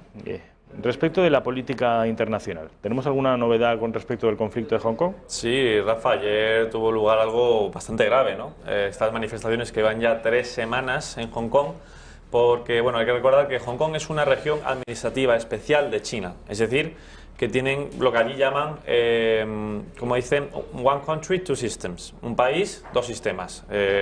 China capitalista. En lo económico puede que un poco, pero en el régimen es comunista. Y Hong Kong pues es un país, o bueno, si podemos decir país, región administrativa dentro de China, ¿no?, que va más o menos con Occidente. Tienen su separación de poderes, democracia, etcétera, etcétera, plena. Y claro, ahora en este país pues dijeron hace 3 semanas más o menos que iban a hacer una ley de extradición de Hong Kong a China. Por lo tanto, lo que ellos han considerado los hongkoneses un aumento de influencia de China muy grande en su territorio, porque Así podrían pues, pedir la extradición de muchas personas y ya juzgarles por el sistema chino, pues que muy benevolente no debe ser con ellos, ¿no? Y claro, esto ha causado unas manifestaciones enormes de millones de personas en las últimas 3 semanas para que se aboliese esta ley de extradición. Ahora mismo la suspendieron ante tal manifestación multitudinaria, pero la cosa ha ido más. La gente pide la dimisión del gobierno local. Y fíjense ustedes lo que pasó en el día de ayer. Vamos a ver ese vídeo. Los ánimos se están encendiendo en Hong Kong. Un grupo de manifestantes ha asaltado el Parlamento local en el 22º aniversario de la adhesión de ese territorio a China, donde posee un régimen de región administrativa especial. Los ciudadanos se manifiestan cada año desde la transferencia del territorio que pasó de manos británicas a chinas en 1997. Los manifestantes han derribado las vallas metálicas que protegen el complejo y han roto los cristales, a lo que la policía ha respondido con gases lacrimógenos y con un despliegue de antidisturbios. La presencia policial no ha sido suficiente y los manifestantes han entrado en la Cámara. La creciente tensión en las calles ha provocado que el acto conmemorativo de la adhesión del territorio a China sea realizado dentro del edificio, algo que nunca se había hecho. Las protestas también han bloqueado las principales calles de la ciudad. La población local ha mostrado su malestar por medio de manifestaciones desde que se aprobó la ley de extradición a China, una ley que ha sido suspendida por la multitudinaria respuesta de la población que se ha echado a la calle en las últimas semanas. Sin embargo, esto no es suficiente para los hongkoneses, que temen el incremento de influencia de Pekín en la región y rechazan la labor del gobierno local y sobre todo de la jefa de gobierno, Carrie Lam, por su deriva pro-China. La jefa de gobierno ha asegurado que quiere comprender lo que sienten los manifestantes.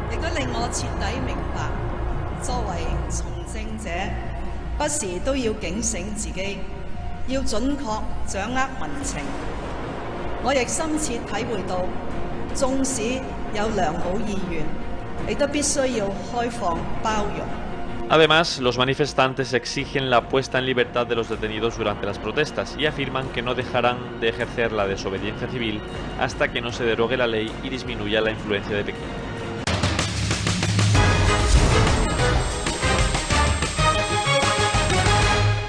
Son las 2:02 de la tarde, 1:02 en las Islas Canarias. Estamos en directo en esta redacción abierta de Intereconomía con Juan Antonio de Castro. Juan Antonio, ¿qué tal? ¿Cómo estamos? ¿Qué tal, Rafael? Muy buenos días. Llevaba un par de semanas detrás de Juan Antonio, que por motivos laborales no ha podido acercarse hasta esta redacción abierta, de manera que llevaba un tiempo queriendo hablar contigo. Sé que has estado, Juan Antonio, en el Gato al Agua, creo que la semana pasada, ¿puede ser? Sí, la semana pasada. Justo. Juan Antonio de Castro es coautor, junto con Aurora Ferrer, de este libro de Homo Legends, Soros rompiendo España. Lo voy a dejar aquí para que los espectadores puedan echarle un vistazo. Les tengo que decir que Homo Legends, cuyo director me honro ser amigo, estuvo además con nosotros el viernes pasado, me decía que este libro es uno de los más leídos de la editorial. Es uno de los 2 libros que más y mejor están funcionando de todo el catálogo, y ya son unos cuantos, de Homo Legends. De manera que es un libro que ha suscitado cierto interés, el de las relaciones entre Soros y Cataluña. Está en primera posición, creo, en política en Amazon. Juan Antonio de Castro, antes de hablar del libro, ya vino una vez hace algunos meses, a los pocos días de salir a la luz este libro, pero yo a Juan Antonio le llamo para que me hable de novedades. Yo tengo algunas, seguramente tú tengas algunas otras que quieras compartir conmigo y con los espectadores. La primera, y es el motivo por el que estás aquí, es porque la semana pasada tuvimos conocimiento de que Artur Mas, no Puigdemont, no Quim Torra, sino Artur Mas, de manera que nos remontamos ya hace algunos años, cuando su famoso 9N, el referéndum independentista, el primero de ellos, 9 de noviembre de 2014, pues el hombre se puso el mundo por montera y, sin saberlo nadie, no sé si lo sabrían los servicios secretos, el CNI o el Ministerio de Asuntos Exteriores, pero estuvo en contacto nada más y nada menos que con la OTAN. Sí. ¿Qué sabemos de esto?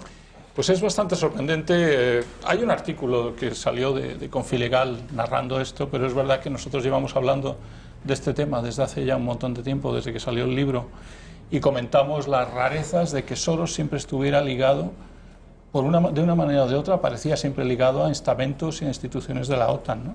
Entonces esto lo llevamos diciendo desde hace tiempo y el propio libro demuestra que las principales instituciones que han acompañado a Soros en el problema de Cataluña, en el intento de golpe, han sido instituciones ligadas a la OTAN y financiadas también por Soros. Entonces el artículo este de Confilegal en realidad no venía, y eso es una de las cosas interesantes de lo que empezamos a conversar en el Gato al Agua el otro día. No venía a aportar ninguna novedad. Todos sabemos que ha habido una relación con la OTAN y que desde luego el tema de Rusia y de que pueda estar metida en este tema quedaba totalmente anulado, porque todo han sido conexiones con Occidente, incluso con Israel y otros países, pero sobre todo con Occidente y las potencias de la OTAN y Estados Unidos e Inglaterra en particular. Entonces, ¿qué ocurre? Que ese artículo del Confidencial parece que quiere darnos a entender que la Generalitat se acerca y entonces parece que va a querer hablar de Soros. No, pues Soros no existe en el artículo del Confidencial. Curioso, ¿no? Porque es que Soros está en todas partes donde está. El propio Independent Diplomat recibe 2,8 millones de Soros. ¿Cómo podemos no hablar de Soros si Soros está en Independent Diplomat? Otro de los temas que es...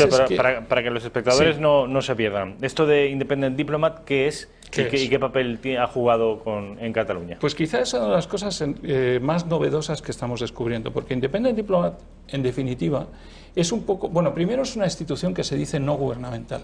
Esto de lo no gubernamental es súper curioso, porque es puramente gubernamental. O sea, ¿quién financia? Financia el gobierno del Reino Unido, el gobierno de Noruega, y luego también el Congreso norteamericano y los de siempre, ¿no? Y otros que acompañan siempre estos procesos. Entonces, bueno, primero, tenemos una Generalitat que se va a asesorar para independizarse con una institución pagada por el gobierno del Reino Unido y de Noruega y que pretende seguir de cerca todo el proceso desde el 2012 hasta el 2016 para enseñarles a independizarse. Es interesantísimo porque hay un artículo reciente del propio Ken Ross. Ken Ross, que dirige el Independent Diplomat, es un funcionario, ha sido funcionario del Foreign Office británico, es inglés, estuvo en Kosovo. Es también compañero de otro que estuvo en Kosovo, Jamie Shee, que es un alto cargo de la OTAN. Los dos se ponen de acuerdo para ayudar a Cataluña en el tema del independentismo y colaboran y trabajan juntos. Entonces este Ken Ross, que está metido en esos temas, habla muy tranquilamente de cuáles son los objetivos de este Independent Diplomat. Y se queda uno muy asombrado al oír que países como Níger y España no les gusta que toquen parte de su territorio. Interesante, ¿no? Yo no sabía que a alguno le podía gustar. Que ellos han tenido éxito en Kosovo, por ejemplo, y en Sudán del Sur, pero que no han tenido éxito en Palestina y en Cataluña. Muy bien, comparamos a Palestina y el proceso en las Naciones Unidas de independencia y demás con el proceso de Cataluña. Y entonces lo peor de todo ese relato de Ken Ross que hace sobre su trabajo en Independent Diplomat, que no es más que un acompañamiento gubernamental, insisto, del proceso independentista catalán, es acompañar, pero mandando a sus equipos a trabajar con la Generalitat desde el 2012 hasta el 2016, sentado junto a la Generalitat, es decir, un gobierno británico sentado al lado de funcionarios que dependen del Estado español, porque, que yo sepa, la autonomía catalana es parte del Estado español. Por el momento sí. Por el momento, y que acompañan todo ese proceso y están sentados allí y dando sus opiniones, ¿no? Entonces, es realmente asombroso el haber encontrado ese tipo de relaciones. Pero desde la OTAN, tú nos estás queriendo decir que Artur Mas, por medio de Independent Diplomat, se pone en contacto con la OTAN. Es decir, Independent Diplomat serían los intermediarios entre el gobierno de la Generalitat sediciosa, y la OTAN. El espectador medio de la redacción abierta de cualquier televisión pensará, bueno, en la OTAN se reirían en la cara de Artur Mas, o quizá no. Pues no, porque no estuvimos en las reuniones de la OTAN ni Artur Mas, pero está claro que Artur Mas se reúne gracias a Ken Ross y a con Jamie Shee, que es uno de los altos cargos de la OTAN, y en el 2015 tienen otra reunión. Parece ser que le ofrecen, la Generalitat ofrece una subsede de la OTAN en Cataluña, a lo que la OTAN no parece estar muy interesada. Y, por otro lado, pues se ponen de acuerdo un poco en trabajar juntos en estos temas. O sea que para mí lo asombroso de esta historia es que luego, además, el artículo del Confidencial, que no olvidemos que el Confidencial y todavía no lo ha negado, como tampoco lo ha negado el Instituto Elcano, del que estuvimos hablando aquí, y otros, salen en las listas de la iniciativa de integridad del gobierno británico y de sus servicios secretos en España. Que lo niegue. O sea, primero que Confidencial niegue que está en esas listas y por qué está. Me gustaría que lo negara. Y si no lo niega, ¿por qué saca un artículo en el que limpia a Soros? Aunque acusa a la OTAN de colaboración con Cataluña, limpia a Soros y dice que luego la OTAN, a partir del 15, cuando ya se ve que no se puede hacer nada, lo dejó. Mentira, no lo dejó. Siguió con otras instituciones. El Atlantic Council, en el que, por cierto, estaba José María Aznar, nuestro presidente del gobierno, expresidente del gobierno. Y, asombroso, ¿cómo puede ser que desde el 2012 hasta el 2017 José María Aznar, dentro del propio Atlantic Council y de la OTAN, no se da cuenta de cómo está actuando la OTAN con Cataluña? Es muy asombroso, ¿no? Pero es que no es solo Atlantic Council, es que vamos a el Centro de la Haya de Estudios Estratégicos, que resulta que le llaman a declarar el juez Marchena, porque han mandado observadores al proceso, el día del referéndum. Y ese centro está también apoyado por el gobierno británico, otra vez por la NED y por todos los equipos. Y además, ese centro pertenece a la iniciativa Integrity, que participa en todo esto. Eso de que la OTAN dejó en el 2015, como dice el Confidencial, de seguir con este tema es falso. Siguieron con otras instituciones, estas otras, que estas sí apoyaron constantemente el proceso. Entonces, para mí la pregunta es una para empezar. ¿Por qué en este país no se ha analizado cómo se involucró la OTAN en las relaciones que tuvo a altos niveles, y en particular el Departamento de Diplomacia Pública de la OTAN, que tuvo a través de Independent Diplomat con Cataluña, con Artur Mas y la Generalitat, como para que este equipo llevara funcionarios a trabajar a la Generalitat y que estuvieran dando consejos a nuestros estamentos del Estado español y que hubiera un silencio total? No me puedo creer que el gobierno de España no se enterase de eso. Y si no se enteró, ¿por qué no actuó? ¿O es que estamos tan condicionados desde el punto de vista militar por la OTAN como para no reaccionar cuando tenemos un problema interno de este cariz? Alguien podría pensar, bueno, Cataluña sigue formando parte de España. ¿No serán tan poderosos nuestros enemigos cuando les hemos ganado la partida?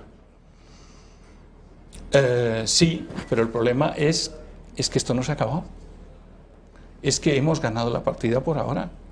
Pero yo no he visto, primero, que hayamos hecho ningún contacto con instituciones de la OTAN que nos han puesto verdes con el tema de la brutalidad policial y que han escrito cantidad de papeles contra España. No hemos visto que nos hayamos puesto en contacto para atacar o criticar o parar ese proceso. Se ha hecho 155, pero que yo sepa, todavía no se ha dicho a Inglaterra reunido por qué se ha metido usted en todos estos temas del proceso independentista. Y si guardamos el silencio, es que o algo está pasando en la oscuridad y no lo sabemos, ojalá, o algo no está pasando. Y si no está pasando es grave. Ahora tenemos un nuevo gobierno, no sabemos si el anterior no se enteró y el actual no quiere enterarse. Yo tengo la sensación, sobre todo por aquella enigmática reunión entre Soros y Pedro Sánchez a los pocos días de tomar Sánchez posesión, de que si el anterior gobierno con Rajoy era relativamente ajeno, al menos de manera directa, al mundo de Soros, este está englobado dentro del universo sorosiano. Desgraciadamente sí. O sea, yo creo ¿Se sabe algo de esa reunión? No, se sabe poco. El otro día en El Gato al Agua mencionaba a alguien de temas que se habló, dicen que se habló de Bankia, que se habló de Cataluña, pero no se sabe muy bien de qué temas habló. Yo lo que planteaba precisamente en ese programa, y lo planteo aquí, es qué le dio o qué le prometió la Generalitat a Soros a cambio del apoyo en el proceso independentista catalán. Eso hay que investigarlo. Pero hay que preguntarle a la Generalitat, hay que preguntarle. Porque algo, o sea, este hombre siempre actúa con el poder angloamericano y la OTAN, pero también actúa por intereses especulativos importantes, no solo suyos, sino de sus socios. Entonces hay riqueza en Cataluña, hay muchos temas en Cataluña que pueden ser de muchísimo interés geopolítico, geoeconómico en particular, para ciertas potencias. Antes me hablabas de Independent Diplomat, que está financiado al menos parcialmente por el Foreign Office, por los británicos. Me hablabas de Ken Rose, de Jamie Shee. Me hablas del poder angloamericano. Siempre me hablas de potencias anglosajonas, británicos y norteamericanos principalmente, y el gigantesco poder militar, pero también cultural y político que tienen. Nunca están, por ejemplo, los alemanes o los franceses o los italianos o los japoneses de por medio. Siempre son británicos y norteamericanos, anglosajones. ¿Hay algún tipo de animadversión histórica por aquello de que siempre fuimos enemigos históricos o un choque entre civilización hispánica y anglosajona? Porque esta gente, que además fueron los que principalmente por medio de sus terminales mediáticas nos criticaron el 1 de octubre con la brutalidad policial, ¿tiene algo esta gente contra nosotros? Yo, por un lado, yo creo que primero juegan por libre con respecto a los demás aliados de la OTAN, ¿no? Es verdad que hay una cierta, digamos, dependencia de los aliados respecto a Inglaterra y Estados Unidos, que han tenido siempre un poder militar, digamos, muy superior en la OTAN. Pero que eso se traduzca en atentado a la soberanía de las naciones aliadas, es ahí donde ya no creo. Que hay un interés en controlar, porque hay intereses geoeconómicos y geoestratégicos importantes, y que lo hacen a través de estas influencias, sí es. Y desde luego que la lista de todas las organizaciones prácticamente que salen en este libro y que se han mencionado estos días, llevan siempre al Reino Unido, al gobierno del Reino Unido y a la cooperación norteamericana o cooperación inglesa dentro de sus propios estamentos, también está claro, hay coincidencia. Entonces puede haber interés, yo creo que hay interés geoeconómico y geopolítico de tenernos controlados, y la iniciativa de integridad, que es un tema bastante grave, que ya hemos hablado de este tema aquí, con el tema de la colaboración de este grupo de españoles con puestos de responsabilidad, que están colaborando, digamos, con los servicios secretos británicos y el gobierno británico, es una demostración, ¿no? Lo tenías en particular con lo que ha pasado con el tema del coronel Baños y su libro Así se domina el mundo, ¿no? Nos hemos enterado hace 4 días que la editorial Penguin ha quitado el libro de venta a nivel mundial. Estamos hablando de un autor español, coronel del Ejército de Tierra, diplomado de Estado Mayor, al que se le elimina un libro en el mundo por considerarle, le atacan de antisemitismo.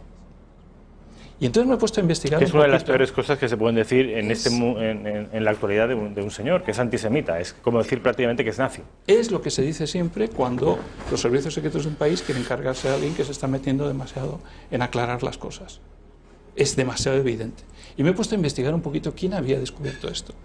Y hay un tal Jeremy Dance, que es un escritor bastante mediocre, que además le atacaron por plagio hace bastante tiempo y que ha sacado la liebre a decir: este señor Baños es un antisemita, lo que está haciendo es atacar a la familia Rothschild y tal. Es que no se puede mencionar la palabra Rothschild, claro, en Inglaterra. Y entonces Penguin, muy seria, dice, bueno, pues vamos a hacer una investigación interna y una investigación externa. La interna la hacen, no sale nada, no vemos nada antisemita. Hacen la externa y lo hacen con una tal señora Julia Neuberger, que resulta que investiga un poquito y es una rabina judía del oeste de Londres. Bien, vale, que se lo den a ella para investigar si es antisemita. Pero es que investiga un poquito más y resulta que la señora Julia trabaja con el señor Soros en una cosa que se llama Full Facts y cofinancian iniciativas. Entonces, qué curioso que alguien, porque al final no es ni el escritor, que tampoco lo ha dicho tan claramente, ni la investigación interna, sino Soros con Julia Neuberger, los que de verdad paralizan la publicación a nivel global. Estamos hablando que ya lleva vendidos 40.000 ejemplares y en el mundo, en 14 países, se estaba vendiendo. Y de repente le quitan esto. Entonces, mi pregunta es la siguiente a nuestro país. Un señor del nivel de Pedro Baños, compatriota nuestro, al que se le corta la publicación, al que se le ataca de antisemita, ¿no recibe ninguna defensa por parte de las instituciones de España? ¿Dónde está el Ministerio de Cultura? ¿Dónde está el gobierno? Es que vamos a quedarnos silenciados cuando la iniciativa de la integridad en la que está Soros y los ingleses decidan que es el momento de callar al señor Baños, porque los siguientes somos nosotros. El siguiente seré yo, que seré el antisemita o el prorruso, y los siguientes seremos todos los que nos han dado voz. ¿Está dispuesta España, que tiene metida a gente del gobierno en el propio clúster británico, a permanecer callados y dejar que esta vergüenza que están haciendo con el coronel Baños termine así? Yo me escandalizo, pero me escandalizo además que nadie tome medidas ni para hablar con la OTAN, ni la Fiscalía para iniciar algo contra gente que está colaborando con gobierno extranjero, ni la Fiscalía para ver en qué medida la Generalitat tiene derecho a traerse un equipo gubernamental inglés a trabajar en la independencia de España, en la independencia de Cataluña. Hay cosas que hay que preguntarse. Para que los espectadores que sean un poco legos en esta materia se hagan una idea de quién es el coronel Pedro Baños, ¿podrías hacerles ponerles en contexto. ¿Qué ha escrito Pedro Baños para que se le someta a una mordaza en todo el mundo? Bueno, el coronel Pedro Baños, primero es uno de los, y es reconocido mundialmente y en Europa como uno de los principales expertos en geopolítica internacional. Entonces, es muy interesante porque en su libro, la propia Inglaterra y Penguin han hecho una especie de censura, y la versión española de Pedro Baños, por ejemplo, bueno, termino con Pedro Baños para decir que es, digamos, un gran experto en geopolítica internacional, que por culpa de la iniciativa Integrity se forzó al presidente del gobierno a no nombrarlo director de la seguridad en España, pero por unas llamadas directas al grupito que hay aquí en España de Integrity, se paralizó un nombramiento. Eso es injerencia en los asuntos internos, que no ha sido investigada, con cartas que se han escrito al presidente Sánchez y que no ha contestado. No se toca ese tema de la injerencia. Entonces el pobre coronel Pedro Baños, que no es antisemita para nada, porque jamás ninguna de sus publicaciones ha expresado una sola palabra sobre que pueda considerarse antisemita, lo único que menciona a Soros 14 veces. Y la versión inglesa lo ha reducido a 8 veces. Es muy interesante porque habla la versión española de que hundió el Banco de Inglaterra y la versión inglesa lo omite. Es más interesante todavía, es que yo he visto cantidad de ejemplos. Sí, la versión inglesa ha quitado 30.000 palabras, que no puedo imaginarme, o alguien se ha equivocado, del libro referentes a la familia Rothschild, mientras que están en la versión española. Esto es la libertad, el famoso freedom británico, que nos meten todo el día por la cabeza, que tenemos que aprender los españoles. ¿Es esa una manera de ejercer la libertad? Yo a eso le llamo la censura más autoritaria, muy superior a la censura franquista, muy superior a la censura china, que tiene un país como el Reino Unido, que se permite ahora paralizar además porque no considera suficiente haber recortado absolutamente y censurado el libro de Pedro Baños. O sea que para mí es una cosa asombrosa y es una venganza. Esa es mi impresión personal, y lo digo como personal, de los servicios británicos contra Pedro Baños. ¿Conoces personalmente a Pedro Baños? Claro, es un gran amigo, hablamos muchísimo de los temas de la iniciativa Integridad, hablamos mucho del colaboracionismo de las personas que están en el gobierno actual. Yo me reía mucho ayer cuando veo que nuestra vicepresidenta del gobierno, Carmen Calvo, quiere atacar al nuncio apostólico, porque le quiere atacar porque ha hablado, ha resucitado el franquismo, ha hablado de resucitar el franquismo. A ese sí le vais a atacar al Vaticano por injerencia en los asuntos de España. Y tenéis a la iniciativa Integrity, que hace todas estas barbaridades, con el asesor de Carmen Calvo, que está en la lista de iniciativa Integrity. ¿Y se atreve usted a hacer la injerencia del Vaticano y no hablar de la injerencia en su propio despacho? Pero es que también el señor Valenzuela, que está en el libro, secretario de Estado de Exteriores, está en la iniciativa Integrity. Y también el secretario de Estado de Política Territorial. Y también muchos otros del Cano que hemos hablado. Entonces, Charles Powell, directamente. Charles Powell, es el director. Que por cierto, después del programa de aquí, no he tenido noticia. Yo pregunto si Charles Powell, que ha sido, digamos, declarado aquí y en el libro, y como parte del grupo Integrity, lo ha negado. Estoy esperando. Estamos esperando a que todos los integrantes de un grupo que tienen contratos, recuerdo, en los que se dice lo que tiene usted en el ordenador es propiedad del gobierno británico, estoy esperando que digan que todo eso es mentira. Juan Antonio, quería preguntarte y nos quedan pocos minutos, 6 o 7 minutos, por la resistencia a este proceso, al poder de Soros. Porque yo sé que hay países, hay naciones que están empezando a tomar medidas y a frenar la influencia de Soros, como por ejemplo Hungría, pero también Israel. Claro, Soros, primero por su defensa acérrima a las instituciones y ONGs que trabajan en Palestina, está haciéndole daño a Netanyahu. Entonces el señor Netanyahu no le quiere para nada. Ahí hay dos visiones, o sea, todo el mundo que ataca a Soros le tachan de antisemita, pero Soros está en un lado de israelíes que no tiene que ver con Netanyahu, o sea, esto está muy dividido, ¿no? En ese sentido, sí, ahí está cortado el tema, ¿no? con Israel. ¿Y en Hungría ¿qué demonios pasa? Porque Hungría es la patria, la cuna de George Soros. Hombre, yo creo que lo que le pasa a Hungría es que intenta ser un país soberano. Es que a mí me gustaría que tuviéramos regiones fuertes en Europa, países soberanos en Europa y una Europa independiente, ¿no? Una Europa independiente del control angloamericano que hay actualmente. O sea, Europa está realmente, lo hablábamos, no sé si lo hemos hablado el otro día, de las 20 empresas de alta tecnología mundiales, 11 son norteamericanas y 9 chinas, y ninguna europea. Eso no es por casualidad. Estamos como amarrados, condicionados. No tenemos un mercado único, no tenemos unas decisiones de proteccionismo que se puedan tomar de manera unánime y un poco para seguir una estrategia diferente de la norteamericana. Es como si nos estuvieran siempre condicionados y bloqueados para sacar ventajas de nuestros mercados, ¿no? Entonces, una Europa independiente y países soberanos. ¿Por qué reacciona Hungría? Porque se siente atacada su soberanía. ¿Por qué tendría que reaccionar Pedro Sánchez? Pues porque siente atacada su soberanía. ¿O es que quitarle un nombramiento es normal? ¿O es que crearle un grupo que está haciendo lo que le da la gana en este país es normal? Y mandando informaciones. ¿Es que todo ese tipo de injerencias son normales? No. Ocupémonos del nuncio de su santidad, que es mucho más peligroso, muchísimo más peligroso en España. De manera que no ves, al menos en España, ningún tipo de reacción al poder de Soros. No, nula. Nada. Es asombroso. Nula. Pero los propios acusados, digamos, de pertenecer al grupo, porque no olvidemos que Soros apoya la iniciativa de integridad. O sea, Soros está en todo, desgraciadamente.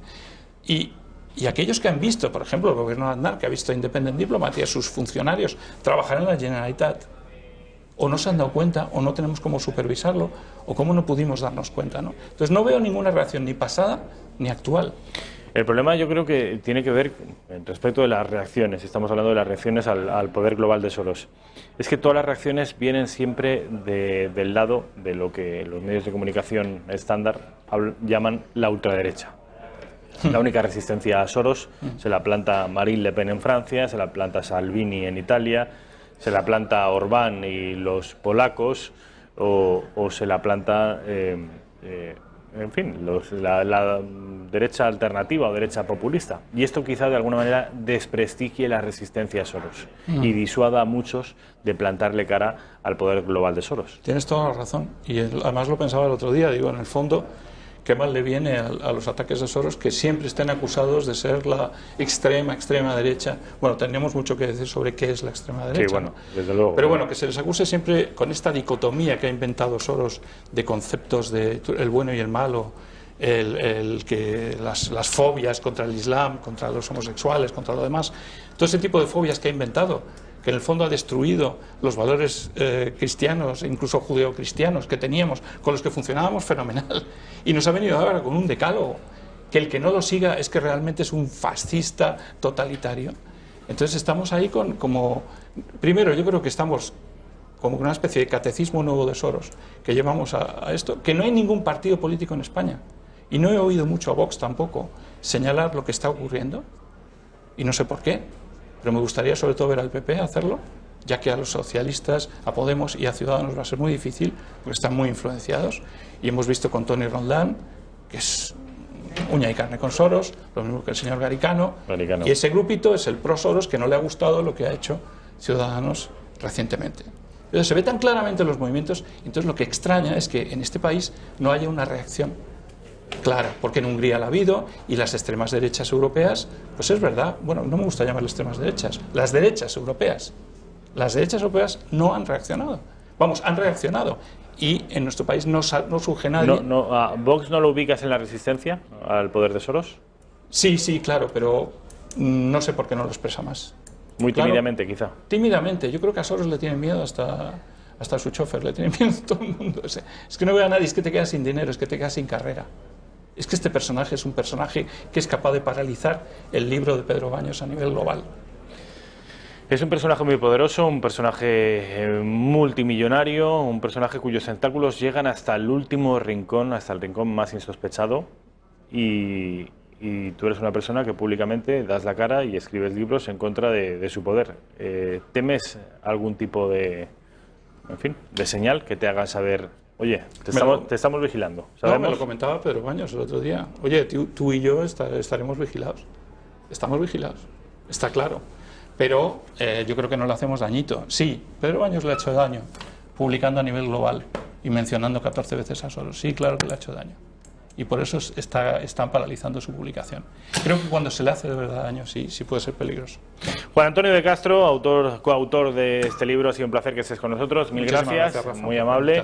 Nos vamos con Fernando Paz, Tiempos Modernos. Y ustedes y yo nos volveremos a ver mañana a las 12:30. Muchas gracias.